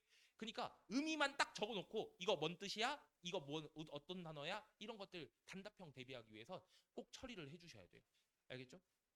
그래서 인간 소외 현상, 목적 전치 현상, 무사 안일주의 한 번씩 다시 파악 한번 해보시고, 탈관료제는 그러면 어떤 점이 장점이야라고 했었을 때 정보사회 때 유연한 구조를 통해 가지고 변화에 대처가 가능하다. 그렇죠? 그리고 정보사회 때 효율성이 있다라고 하는 거에 보시면 되고, 신속한 의사결정, 누구나 의사결정할 수 있지? 의사결정의 전도가 중앙 집권화돼 있어, 분권화돼 있어, 여기는 분산 분권돼 있어. 그리고 하향식이야 상향식이야 라고 했었을 때 상향식이다 보니까 우리가 결정할 수 있는 게 굉장히 많아. 전문가 집단에게 맡겨버리는 거니까. 예, 그 다음 창의성을 발휘하고 환경 변화에 적응할 수 있다. 그리고 돈도 어떻게 보면 더 많이 벌 수 있는 구조가 돼요. 회사 입장에서 아까 뭐라 했어? 실적으로만 보니까 얘들이 무사한일주의 이런 거 가지고 있던 잘려버리잖아요. 여튼 봐주시면 되겠고요. 자, 효율성이라고 하는 측면 둘 다 존재한다는 거 봐주시고, 자, 그 다음에 중간관리층의 비중에 대해서 얘기를 할 때 중간관리층의 비중이 높다라고 해버리면 관료제, 중간관리층을 많이 줄여버렸다, 신속한 의사결정이 될 수 있는 게 탈관료제. 이렇게 보시면 되겠습니다. 이건 기출 선지들에서 굉장히 많이 나오는 얘기니까 체크해 주시면 된다는 소리고요. 예, 문제 한번 바로 풀어보도록 하겠습니다. 여기는 31페이지에 있는 문제 첫 번째, 업무 처리 절차의 표준화와 명문화된 규약을 중시한다. 매뉴얼 따진다는 소리니까 관료제. 구성원들의 능력과 업적, 실적이죠. 그러면 여기는 탈관료제. 그럼 다음, 의사결정의 분권화와 유연한 조직 운영을 추구하고 있다. 뭐야? 탈관료제가 되겠고, 지나친 서류 중심주의, 이거 어떻게 보면 좀 매뉴얼 아니면 결제 중심 이쪽으로 가고 있으니까 관료제가 되겠지. 그렇죠? 자, OX까지 가볼게요. 관료제는 산업사회의 대규모 조직 관리에 적합하다. 맞죠? 산업사회 체크하시면 되겠고요. 탈관료제는 연공서열에 따른 보상이 아니라 뭐에 따른 보상? 빨리 넘겨. 어디 보고 있어 아직도. 탈관료제는 성과에 따른 보상, 실적에 따른 보상 적어놓으시면 되고, 목적 전치되었다, 바뀌었다, 매뉴얼을 따르다 보니까 오히려 비효율이 초래된다는 얘기니까 관료제의 병폐가 맞죠. 자, 그다음 팀제나 네트워크형 조직은 관료제 조직이 아니라 탈관료제의 대표적인 형식입니다. 오늘 마지막 하네요. 이제 일탈.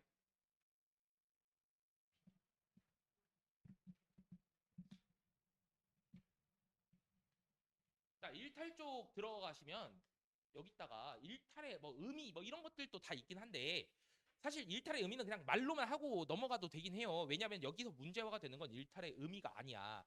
우리가 소위 말해서 일탈이라고 하는 얘기는 자, 일탈 행위 규정되어 있는 우리 사회 구조나 제도 또는 뭐 규범과 예절에 어긋난 행위들을 전체 다 말한 게 일탈이야. 그리고 포인트 중에 하나는 범죄와 일탈의 관계를 한번 얘기해 볼게. 범죄가 클까 아니면 일탈의 범위가 더 클까? 그쵸? 일탈이 당연히 크지. 왜냐면 모든 범죄는 일탈이지만 그치? 그렇다고 일탈이 다 범죄가 아니잖아. 여러분 갑자기 학원 땡땡이 친다는 거 요건 일탈이지 범죄가 아니잖아요. 그치? 그러니까 일탈 안에 범죄가 들어가긴 합니다. 요거 정도만 의미 파악하시면 돼. 근데 의미를 얘기하자는 게 아니야. 일탈이 왜 일어나는가? 즉 원인에 대해서 우리가 파악하기만 하면 돼. 일탈 이론에 대해서 일탈 이론은 뭐냐면은 일탈 이론은 왜 일어나는가 원인에 따른 분류고요. 그리고 제가 1주차 때부터 여러분들한테 말한 건 뭐였냐면 첫 번째 1단원에 나오는 내용들 있지. 1단원에 나오는 내용이 2단원, 3단원, 4단원에서도 계속해서 나온다. 우리는 지금 1단원, 2단원 중간고사 같은 범위에선 이건 다 그냥 똑같이 보면서 여기 1단원 내용 알아야만 2단원도 가능해 라고 하는 내용을 해주겠지만 뒤에 나오는 3단원과 4단원은 제가 예전에 말한 것처럼 독해력도 중요하고요. 그 다음에 계산 문제라든가 이런 거 등장할 텐데 전 계산 문제 안 풀린다 했었어요. 물론 연습은 조금 간단하게 시켜볼 수 있겠지만 그걸 주로 확인하지 않을 거야. 뭐냐면 1단원에서 배웠던 거를 2단원에서 적용하듯이 3단원과 4단원에도 적용할 수 있는가 요거를 보고 넘어가자는 거야. 그러니까 사회화 문화에서 회독하면서 맛만 보자 약간 그런 식이었어. 왜냐면 어차피 4월달 말에 김 중간고사 끝나고 기억 못해요. 3단원 거 자 이거 어떻게 풀었지? 막 열과 성을 다해가지고 알려주잖아. 어차피 기억 못해. 나도 그래 여러분. 여러분들 2달 동안 진짜 열심히 빡세게 중간고사 대비하실 거 아니야. 그치? 근데 어떻게 뭐 기말고사 우리 2월 달에 다 했었지? 그러니까 바로 풀어보자 하면 뭔 개소리예요.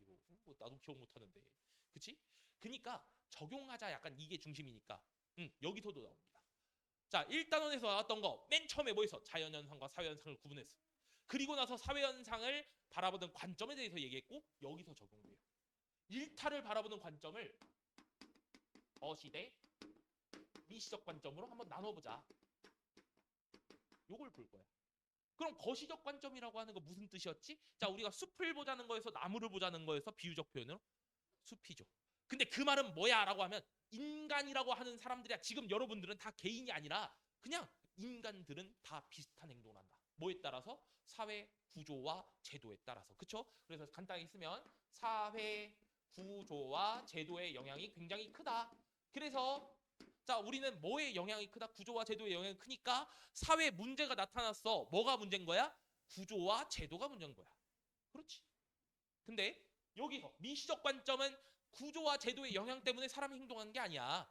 다 개인의 생각과 가치관 또는 그냥 주변에 여러분들이 주변에 있는 사람들과의 의사소통, 상호작용 이것 때문에 나타난 거야. 그러니까 사회 문제가 나타났을 때 개인이 문제겠지. 그럼 일탈 사회 문제라고 얘기할 수 있죠. 어떻게 보면 사회 구조가 잘못됐어야. 아니 개인이 잘못돼서 이걸로 보는 겁니다. 그래서 우린 총 몇 가지 보실 거냐? 4가지 보실 건데요. 자 거시적 관점의 아노미 그리고 미시적 관점의 차별 교제와 낙인이 들어가요. 3개인데요 라고 할 수 있죠. 아노미를 쪼개서 그렇습니다. 아노미론 요거 아노미는 여러분 이거 해석하시면 이건 같이 알아두는 게 좋아. 규범이 없는 무규범 상태다. 또는 이제 혼란 상태다 이렇게 얘기하는데 약간 무규범이라고 하는 말에 좀 더 주목하시면 되겠네요. 규범 자체가 없다. 규범이라고 하면 즉 사회구조 제도가 안 갖춰 있다 이런 얘기가 되겠지, 그치? 이걸 약간 논리적으로 좀 가지고 있으면 편해. 저도 여기 있다가 시간 많이 안 쏟아요. 요거 설명하는 데 있어서. 그럼 빨리 갈 수 있겠죠? 뭐 근데 그건 중요한 게 아니야. 어차피 제대로 아는 게 중요하지. 미안해. 빨리 보내줘요라고 하는 눈빛으로 쳐다보시면 저도 좀 그렇긴 한데. 자, 귀르켐이라고 하는 사람의 아노미 이론과 여기는 우리 기능론 할 때 제가 한번 말한 적 있어요. 기능론학자 귀르켐이 말한 이론에서는 뭐 사회 유기체설 얘기했고 이거야. 근데 귀르켐의 아노미 이론. 그 다음에 두 번째는 머튼이라고 하는 사람의 아노미 이론. 근데요, 여기서 약간 말씀드릴 건 전주고 같은 개빡세게 내는 데가 있었거든. 사회문화 전공했던 선생님이 여기를 딱 가르쳤을 때 일탈 이론 머튼이라고 하는 사람의 아노미만 설명하는 게 아니라 머튼의 일탈 이론이라고 해가지고 네 가지 다섯 가지가 또 있어. 그래서 그걸 막 세분화를 때려버려 가지고 여기 자 머튼은 일탈 이론 자체가 뭐뭐뭐 있냐 단계적으로 설명해라 이런 것까지 나온 적이 있어요. 다른 학교 안 나왔어. 한 학교도 나온 적이 없어. 근데 갑자기 선생님이 미쳐가지고 자 우린 머튼의 일탈 이론 또 구분할 거야 라고 하는 건 제가 어떻게 예상합니까? 갑자기 막 너희 학교에서 너희 학교에서 여러분들 학교에서 갑자기 선생님이 야 다들 죽어보자 해버리면 나도 몰라. 그러니까 여러분 이거는 지금 안 할 거예요. 그러니까 우리는 머튼의 아노미 정도만 딱 하고 만약에 학교에서 3월 달에 들어갔는데 이거는 아마 4월 중순쯤이나 들어가겠네요. 2월 여기 2단원 마지막 부분이니까 그때쯤에 갑자기 선생님 미쳐가지고 이것까지 나가시던데요. 그건 내가 개인적으로 해줄게. 그때까지도 수업 안 할 거야. 우린 여긴 평가원 모의고사 이쪽 수능 문제에서도 그런 이 머튼 구분해가지고 개 어렵게 내는 거 내질 않아요. 그냥 선생님이 전공 쪽에 있는 걸 끄집어 내가지고 대학교에서 배우는 거나 여러분들한테 알려준 거야. 전주고 애들한테. 왜냐면 전주고 애들의 그 중간고사가 그때 이게 기말고사 범위였거든 원래는. 그때 중간고사에서 100점 맞은 애들이 좀 많았어. 근데 여러분들은 그나마 그럴 일이 거의 없을 것 같아. 왜냐면 10%가 1등급이잖아. 여러분 바로 직전에 있던 뭐 형 누나들 언니 오빠들 같은 경우는 4%가 1등급이어서 100점이 막 수두룩 빽빽하게 나오니까 죽여버린 거야 거기서. 근데 아마 여러분들은 그러지는 않을 것 같아. 그래서 혹시라도 100점이 막 50명씩 나와가지고 문제가 터졌다. 그럼 아마 내겠지. 근데 그런 학교는 없을 거예요 아마. 여튼 뒤르켐과 머튼의 아노미 이론 간단하게만 소개할 겁니다. 그럼 첫 번째 뒤르켐. 자, 뒤르켐의 아노미 이론 같은 경우는 전제 조건이 중요합니다. 여러분들도 체크 같이 해주세요. 바로 자 전제 조건은 뭐냐? 사회가 빠르게 변했어. 급격한 사회 변동이 따라왔어. 우리가 실제로 그럴 때가 있잖아요. 갑자기 뭐 AI 산업 자체가 원래 5년 전만 해도 없던 말이었어. 그때는 막 뭐 메타버스니 뭐 이런 얘기하고 막 코로나대 어떻게 극복하고 이런 게 주목했었지. AI 자체에 대한 그런 관심도는 떨어졌단 말이야. 근데 여기서 급격한 사회는 빵 나타났어. 저는 이걸로 예시를 좀 많이 들었던 게 PMC라고 혹시 들어보셨나요? 이렇게 말하면 잘 모르긴 하는데 퍼스널 모빌리티 뭐 사이 몰라. 아무튼 그 공유형 전동 킥보드 지쿠터 이런 거 있잖아. 요게 여러분 생각해 보시면 2020년에 없었어요. 그때 있어봤자 그 카카오 바이크 있었지. 2021년부터 지쿠터가 엄청나게 생겨납니다. 여러분들 중에는 타본 사람도 있을 거야. 근데 저는 요거 2021년 때 엄청 진짜 무규범 상태 그 자체였던 게 자전거인지 자동차인지 큰 구분도 없었고 애들도 타고 다니고 심지어 지금도 그러긴 하지만 초등학교 애들도 타고 다니고 저는 그래 탈 수는 있다고 생각합니다. 학생들도. 근데 2명까지는 더 이해를 하겠거든. 뭐 좀 돈이 없거나 아니면 같이 가고 싶거나 약간 데이트를 하는 것처럼. 근데 난 3명은 이해 못하겠더라. 진짜 나 언덕 올라가는 여러분들도 한번 봤을걸? 막 그 급식 애들이 막 초등학교 애들이 막 언덕길에서 3명이서 심지어 나 4명도 본 적 있는데 지들도 균형을 못 잡아가지고 비틀비틀거려. 내가 근데 뒤에서 차 타고 있는데 어떡해. 부딪히면 나만 손해잖아 어떻게 보면. 와 진짜 그래서 요 관련된 법규가 제대로 마련되지 않았어요. 2021년 때는. 2022년, 23년 돼서야 법이 통과되면서 어떻게 돼 있냐? 여러분들도 알고 계시면 좋습니다. 일단 면허가 있어야 돼요. 어. 근데 원동기 자격증이라도 있어야 돼. 여러분 그거는 아마 만 17세부터 딸 수 있는데 그건 약간 스쿠터. 이거 자격증이 있어야 되고. 그래서 실제로 제 후배 중에 그 고3 때 대학교 후배인데 고3 때 이걸 운전하다가 그때 딱 집중 단속 기간이었대. 거기 서울 쪽에서는. 그래가지고 걸렸더니 학생인 거야. 1년 동안 운전면허 못 따요. 면허 정지당해가지고. 그래가지고 걔가 너 운전면허 땄냐 하니까 아니요 저 면허 정지라서 못 따요 하니까 아니 면허도 없는 애가 무슨 면허 정지하니까 그 PMC 무면허도 걸린다고 하더라고요. 아무튼 여러분들 그냥 지금 타지 마세요. 그냥 뭐 태워달라 해. 뭐 택시나 아니면 어머니 아버지 버스 그 자가용이나 이런 거 타고 다니면 되지. 여튼 그게 중요한 게 아니야. 자 아무튼 다시 넘어가서 요걸 규정하는 법이 없었잖아. 빠르게 변했어. 진짜 많은 속도로 막 사업을 빠른 속도로 확장해 나갔단 말이야. 어딜 가나 있었고, 그치? 여러분들도 다 기억나실 거예요. 막 그래서 그냥 진짜 개나 소가 타고 다니는 거예요. 어떻게 보면 심지어 막 그때 지쿠터 같은 거 학생들이 타고 다닐 수 있던 이유도 그냥 아무거나 찍어도 면허증이 통과가 돼. 인식할 수 있는 수단이 제대로 돼 있지 않아서. 물론 그거 다 이제 법으로 걸립니다만. 요즘 PMC 사업 때문에 그래서 지금은 30km 이하의 속도로 제한이 돼 있고 그 다음에 자전거 도로에선 달릴 수 있는데 자전거 도로가 없으면은 차도 맨 오른쪽에서 타고 다녀야 돼요. 근데 그거 헬멧 무조건 쓰셔야 되고 헬멧 미적용 시 범칙금이 있습니다. 3만 원인가 5만 원인가 있고요. 그리고 혼자 타셔야 돼.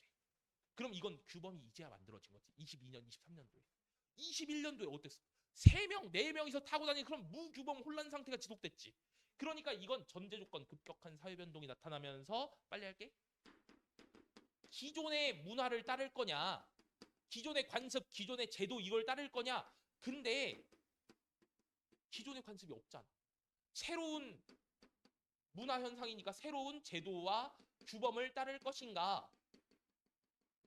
이게 돼야 되는데 요게 없어요. 새로운 제도와 규범이 미비되어 있다. 급격한 사회 변동으로 인해서 바뀌었는데 세상이 바뀌었는데 적용할 수 있는 새로운 제도와 규범이 없어. 기존에 있는 걸로는 부족해. 그러다 보니까 사람들이 혼란을 느껴서 아노미 현상 나타나죠. 그러니까 일탈이 나타나게 된다. 그럼 이걸 사람들이 잘못한 거라고 본 거야? 아니면 구조와 제도가 미비되어 있는 게 문제인 거야? 구조와 제도가 새로운 규범, 새로운 제도가 없다, 미비되어 있다, 부족하다 이게 문제지. 그럼 해결 방법도 너무 간단한 거 아니에요? 어떻게 해결하면 돼? 새로운 제도가 없대. 그래서 문제야. 그럼 뭐 하면 돼? 새로운 제도를 만들면 돼. 맞지? 그래서 해결 방법까지 하면 끝납니다. 해결. 새로운 그냥 쓸걸 이걸로. 제도와 규범을 만들면 되지. 규범을 확립하고 그 다음에 이 제도와 규범을 익히는 가치관을 습득하고 이런 것들이 해결 방법이 되겠죠. 자, 그 다음 머튼 갑니다. 머튼 두 번째예요. 자, 머튼 같은 경우는 여러분 외워줘야 되는 단어가 있습니다. 문장들이 있어요. 뭐냐면 이건 먼저 설명하고 갈게. 자, 합법적 미안. 자, 문화적 목표와 문화적 목표 그리고 합법적 수단 사이의 괴리라고 하는 거 요건 외워주셔야 되는데 예시를 적용하면 너무 쉬워집니다. 문화적 목표와 합법적 수단 사이의 괴리라고 하는 말, 괴리는 떨어져 있다라고 하는 뜻이잖아요. 전 이걸 예시를 우리 지금 자본주의 사회에 살고 있는 걸로 예시를 좀 듭니다. 자, 자본주의에서 뭐가 제일 중요하지? 돈이 제일 중요해. 돈 좋아해. 나도. 돈 좋아해, 싫어해? 좋아하지. 여러분들 다 돈 좋아하지 않습니까? 그러면 문화적 목표, 자본주의 사회에서 우리 목표가 뭐다? 뭐를 버는 거? 돈을 버는 거. 자, 그럼 돈을 벌기 위해선 뭐 해야 돼? 뭐 해야 돼? 일해야지. 그치? 합법적인 수단은 뭐야? 일자리를 얻어서 일을 하는 거. 그럼 돈을 얻을 수 있잖아. 그럼 지금 우리가 사회에서 지금 다들 돈을 벌고 싶어 한다고 한번 쳐볼게요. 그러면 우린 뭘 해야 돼? 일을 해야 돼. 근데 여기서 우리 이쪽도 사회니까 우리들도 사회니까 여기에 일자리가 딱 2개밖에 없다고 쳐봅시다. 그럼 여기서 일자리를 얻은 합법적인 수단으로 돈을 버는 사람은 요 사람들 중에서 이 많은 사람 중에서 2명밖에 없잖아. 나머지 사람들은 뭐야? 합법적 수단으로 돈을 벌 수 있어 없어? 하지만 우리의 문화적 목표는 어때? 돈을 버는 거야. 그러니까 뭐해? 가진 거 다 내놔. 이게 되는 거죠. 총과 칼을 들고 이제 불법적인 수단을 가지면서 문화적 목표인 돈을 쟁취하려고 하는 거야. 그러니까 일자리의 부족 사태가 범죄를 만들었다라고 하는 게 머튼의 아노미 이론을 설명하는 겁니다. 그래서 자, 문화적 목표와 합법적 수단 사이의 괴리 이건 제 예시로 좀 기억해 주면 괜찮죠? 어떻게 보면 돈을 벌기 위해서 사람들이 다 같이 노력하는데 일자리가 많다 적다? 합법적인 수단인 일자리가 너무 부족해. 그러니까 사람들이 범죄와 일탈을 저지르게 되었다. 이게 머튼의 아노미 이론입니다. 자, 그럼 해결까지 가보자. 자, 뭐 때문에 문제였어? 합법적 수단이 부족했잖아. 그치? 그럼 태훈 씨 뭐 하면 돼요? 일자리를 늘려주면 되지. 그치, 끝났어. 합법적 수단을 확충해주면 된다라고 하는 거, 요거 바로 끝났죠? 그쵸? 그래서 해결 방안까지 간 겁니다. 예, 여기까지 지금 무슨적 관점? 거시적 관점의 아노미 이론. 뭐가 문제야? 사회 구조와 제도가 문제야. 일탈이 일어나게 된 사회 구조와 제도가 문제가 됐다라고 하는 얘기가 되겠고요. 자, 그럼 세 번째로 갑니다. 세 번째 이제 미시적 관점이죠. 자, 미시적 관점의 이거는 솔직히 말하면 이름부터 끝났어요. 차별 교제 이론인데, 여러분 교제라고 하는 말이 뭐예요? 라고 하면은 사귄다, 만난다 이런 뜻이지. 친구를 만났다, 친구를 사귀었다가 교제가 되잖아. 답 나온 거 아니에요? 일탈 외에서 나쁜 놈 만나서. 그렇지. 그러니까 여기서 원인 끝났다. 와, 너무 쉬워. 나 이거 설명할 때 너무 좋아. 왜 일어났어? 일탈자와 교류를 하니까 그렇습니다. 일탈자와 교류를 해서 일탈이 나타났다라고 하는 설명이 되겠어요. 그러면 여기서 또 담고 있는 의미까지 한번 봅시다. 이걸로 번역이 나오니까 일탈자와 교류하면 일탈 행동이 나타나. 그러면 일탈 행위는 학습이 된다는 소리야, 안 된다는 소리야? 당연히 된다는 소리죠. 그쵸? 이거 솔직히 말해서 해결 방안 또 여러분 유추 가능하지 않으세요? 뭐 하면 돼? 일탈자 만나야 돼, 안 만나야 돼? 그렇습니다. 나쁜 놈 만나서 나쁜 짓을 했다면 그러면 해결. 이거 원투에 갑시다 이제. 해결 방안. 그럼 어떻게 하면 된다? 일탈자와의 교류를 차단한다. 그래서 일탈자와의 교류를 차단하고 또 누굴 만나주면 돼? 이제 정상 집단과 교류를 하면 돼. 그래서 정상 집단과 그냥 좀 할게요. 정상과 교류라고. 귀찮아. 어차피 저 다 써놨어요. 그쵸? 여튼 정상 집단과 교류를 하면 돼. 근데 여기는 조금 더 보시는 게 한계점. 이걸로는 설명이 불가능한 게 있어요. 라고 하는 거 좀 얘기할 수 있겠습니다. 한계점도 같이 얘기할 거야. 자, 근데 이거 차별교제 이론의 한계점 보시면은 저번 주에 그 얘기 했었지. 우리 학교가 출신 고등학교가 전일고 산을 깎아 만든데 가지고 중턱이라고 했었잖아. 그래가지고 후문 같은 경우는 직진으로 쭉 올라가면 그냥 홍산이라고 하는 산이었고 오른쪽으로 싹 들어오면 이제 학교란 말이야. 후문으로 들어온단 말이야. 근데 거기 등산로 같은 데 보면은 그 가끔씩 등교 시간 때 보면은 저쪽 등산로에서 후문 쪽 아니고 등산로 쪽에서 구름 같은 게 막 갑자기 피어나고 있어.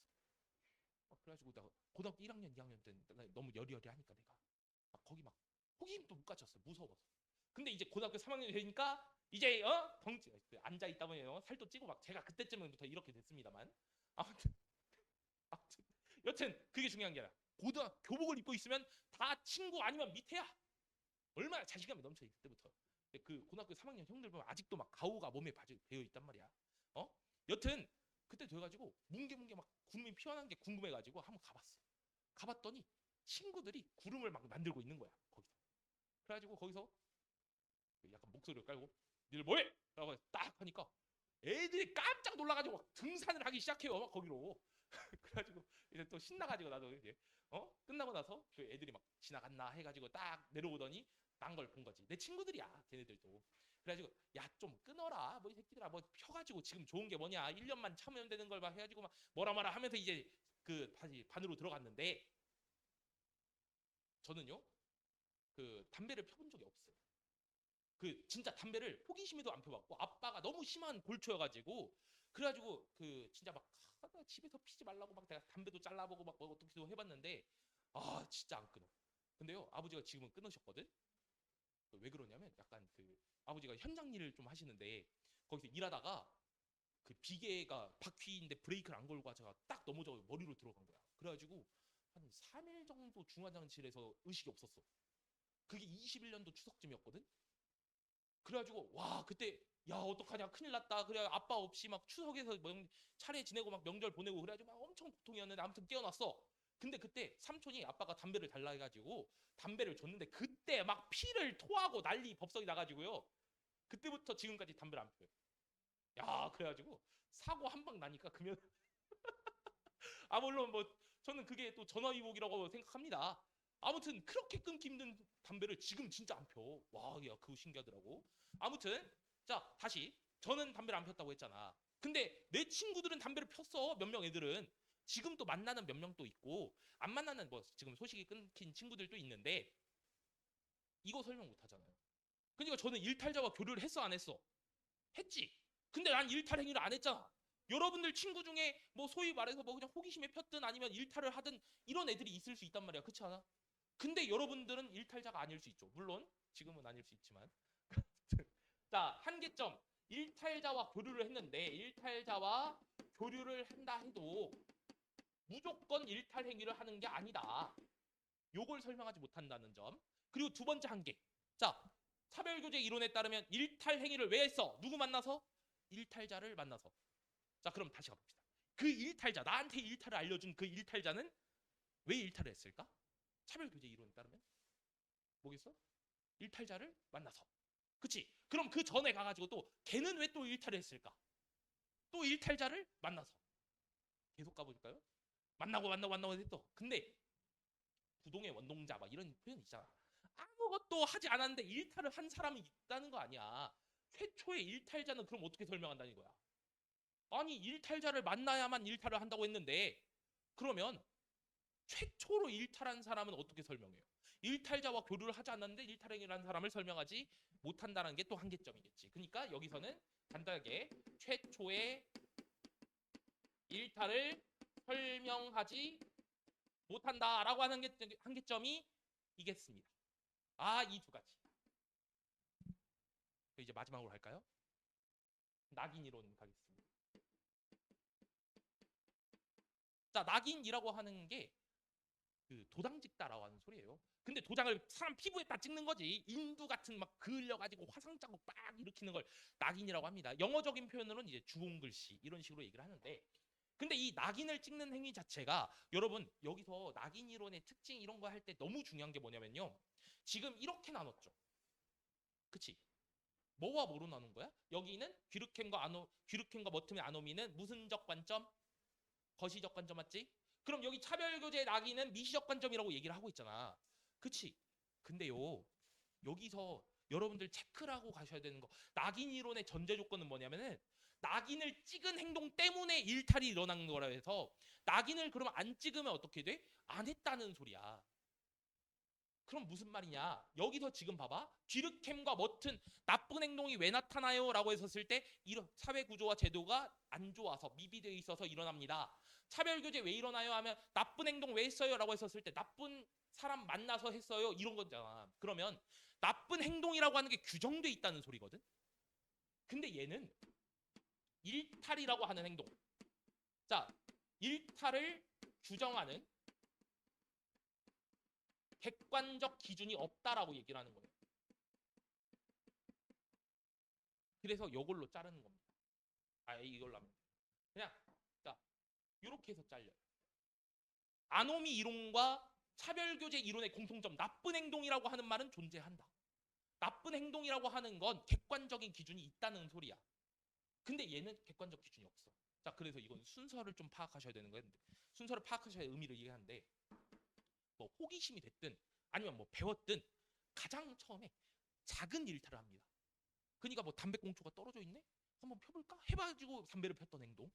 아니면 저기 이제 물고 너무 막 배고파가지고 추파춥스 한 개에 막 이걸 훔쳤던 행동. 이런 아주 작은 1차적 일탈이 발생해. 첫 번째 1차적 일탈. 근데 중요한 건 뭐냐? 1차적 일탈을 했다고 무조건 나쁜 놈이 되냐? 아니에요. 요 1차적 일탈을 한 사람의 주변 반응이 너무 중요하다는 소리입니다. 객관적인 기준이 없다는 게 사람들이 얘한테 낙인을 찍었냐 안 찍었냐가 중요한 거지 일탈을 했다고 해서 다 심한 범죄까지 이어지는 2차적 일탈을 가지 않아. 뭘 해야 돼? 주변인들의 낙인이 찍혀지는 것 때문에 그렇습니다. 추파추스 하나 훔쳤어. 그러니까 주변에서 뭐라고 하냐? 저런 쓰레기 나쁜 놈. 넌 범죄자니까 저런 거 행동 당연하지. 막 이런 식으로 그냥 낙인을 찍어버리는 거야. 근데 만약에 거기서 이게 왜 잘못된 행동인지 설명하고 훈육하고 그리고 내가 다음부터 그러면 안 된다라고 했었을 때 나를 좀 교화하려는 그런 마음을 가지고 받아들여 준다면 그러면 내가 이게 잘못된 행동이야 다음부터 그러면 안 되겠네 하고 안 할 수 있다는 거예요. 근데 얘를 그냥 쓰레기 범죄자 이런 취급을 바로 해버리니까 그 다음에 뭐하냐? 이 낙인이 찍힌 사람이 낙인 찍힌 일탈자가 자 스스로 일탈자로 내면화를 시켜버립니다. 그래, 내가 범죄자니까 난 범죄 행위를 한 거지. 이렇게 나한테 낙인 찍힌 걸 스스로 내면화를 해버린다는 거야. 그래서 뭐해? 더 나쁜 짓 저지르는 거야. 그래서 네 번째, 2차적 일탈이 발생합니다. 약간 저는 이걸 설명할 때 예시로 여러분들이 막 싫어하는 사람들 있잖아. 약간 좀 짜증나게 생각하는 사람들, 친구들 중에서 아니면 학교 반 애들 중에서. 근데 만약 그 친구가 봉사활동 막 이런 걸 정말 열심히 해가지고 표창장을 받았대. 상장을 받았대. 그런 거 딱 이제 선생님이 그래서 아 정말 착한 행동 많이 했구나 막 이러는데 그러면 여러분들이 어떻게 생각해? 아 저 친구 평소에 나쁜 줄 알았더니 착하네? 아니요? 이렇게 생각. 저 새끼 뭐 저 가식 덩어리 새끼 막 저 약간 좀 베베 꼬여 있을 때 아무튼 저 가식 덩어리 새끼 저거 저 다 봉사활동한 거 다 가라고 거짓말이고 이럴 거야라고 생각을 하지 않습니까? 어떻게 보면 그런 사람들이 좀 있죠. 좀 뭐든 얄밉게 보이니까. 근데 그런 게 결국 낙인을 찍었다는 소리예요. 얘가 교화를 내가 바뀌려는 노력을 하든 아니면 내가 반성하는 모습을 보여도 그냥 낙인 찍어놓고 그대로만 판단하니까 얘가 결국 내면화해버려. 그래서 나쁜 행동이 더 심하게 나타난 거야. 범죄까지. 그러면 여기서 우리가 낙인이라고 하는 건 왜, 자, 일탈이라고 하는 게 왜 이렇게 일어나는 거야? 라고 하면 사회적인 시선. 자, 낙인은 결국 사회적 시선과 사회적인 반응 때문에 일어난 거죠. 그렇죠? 그리고 그 낙인을 스스로 내면화했을 때 그때 2차적 일탈까지 나타나게 되는 거고. 그래서 결과적으로 우리가 이 낙인 이론에 따르면 일탈 이론을 어떻게 해서 해결하냐? 일탈에 따르면 어떻게 해서 해결하냐? 낙인을 안 찍는다는 말은 아니에요.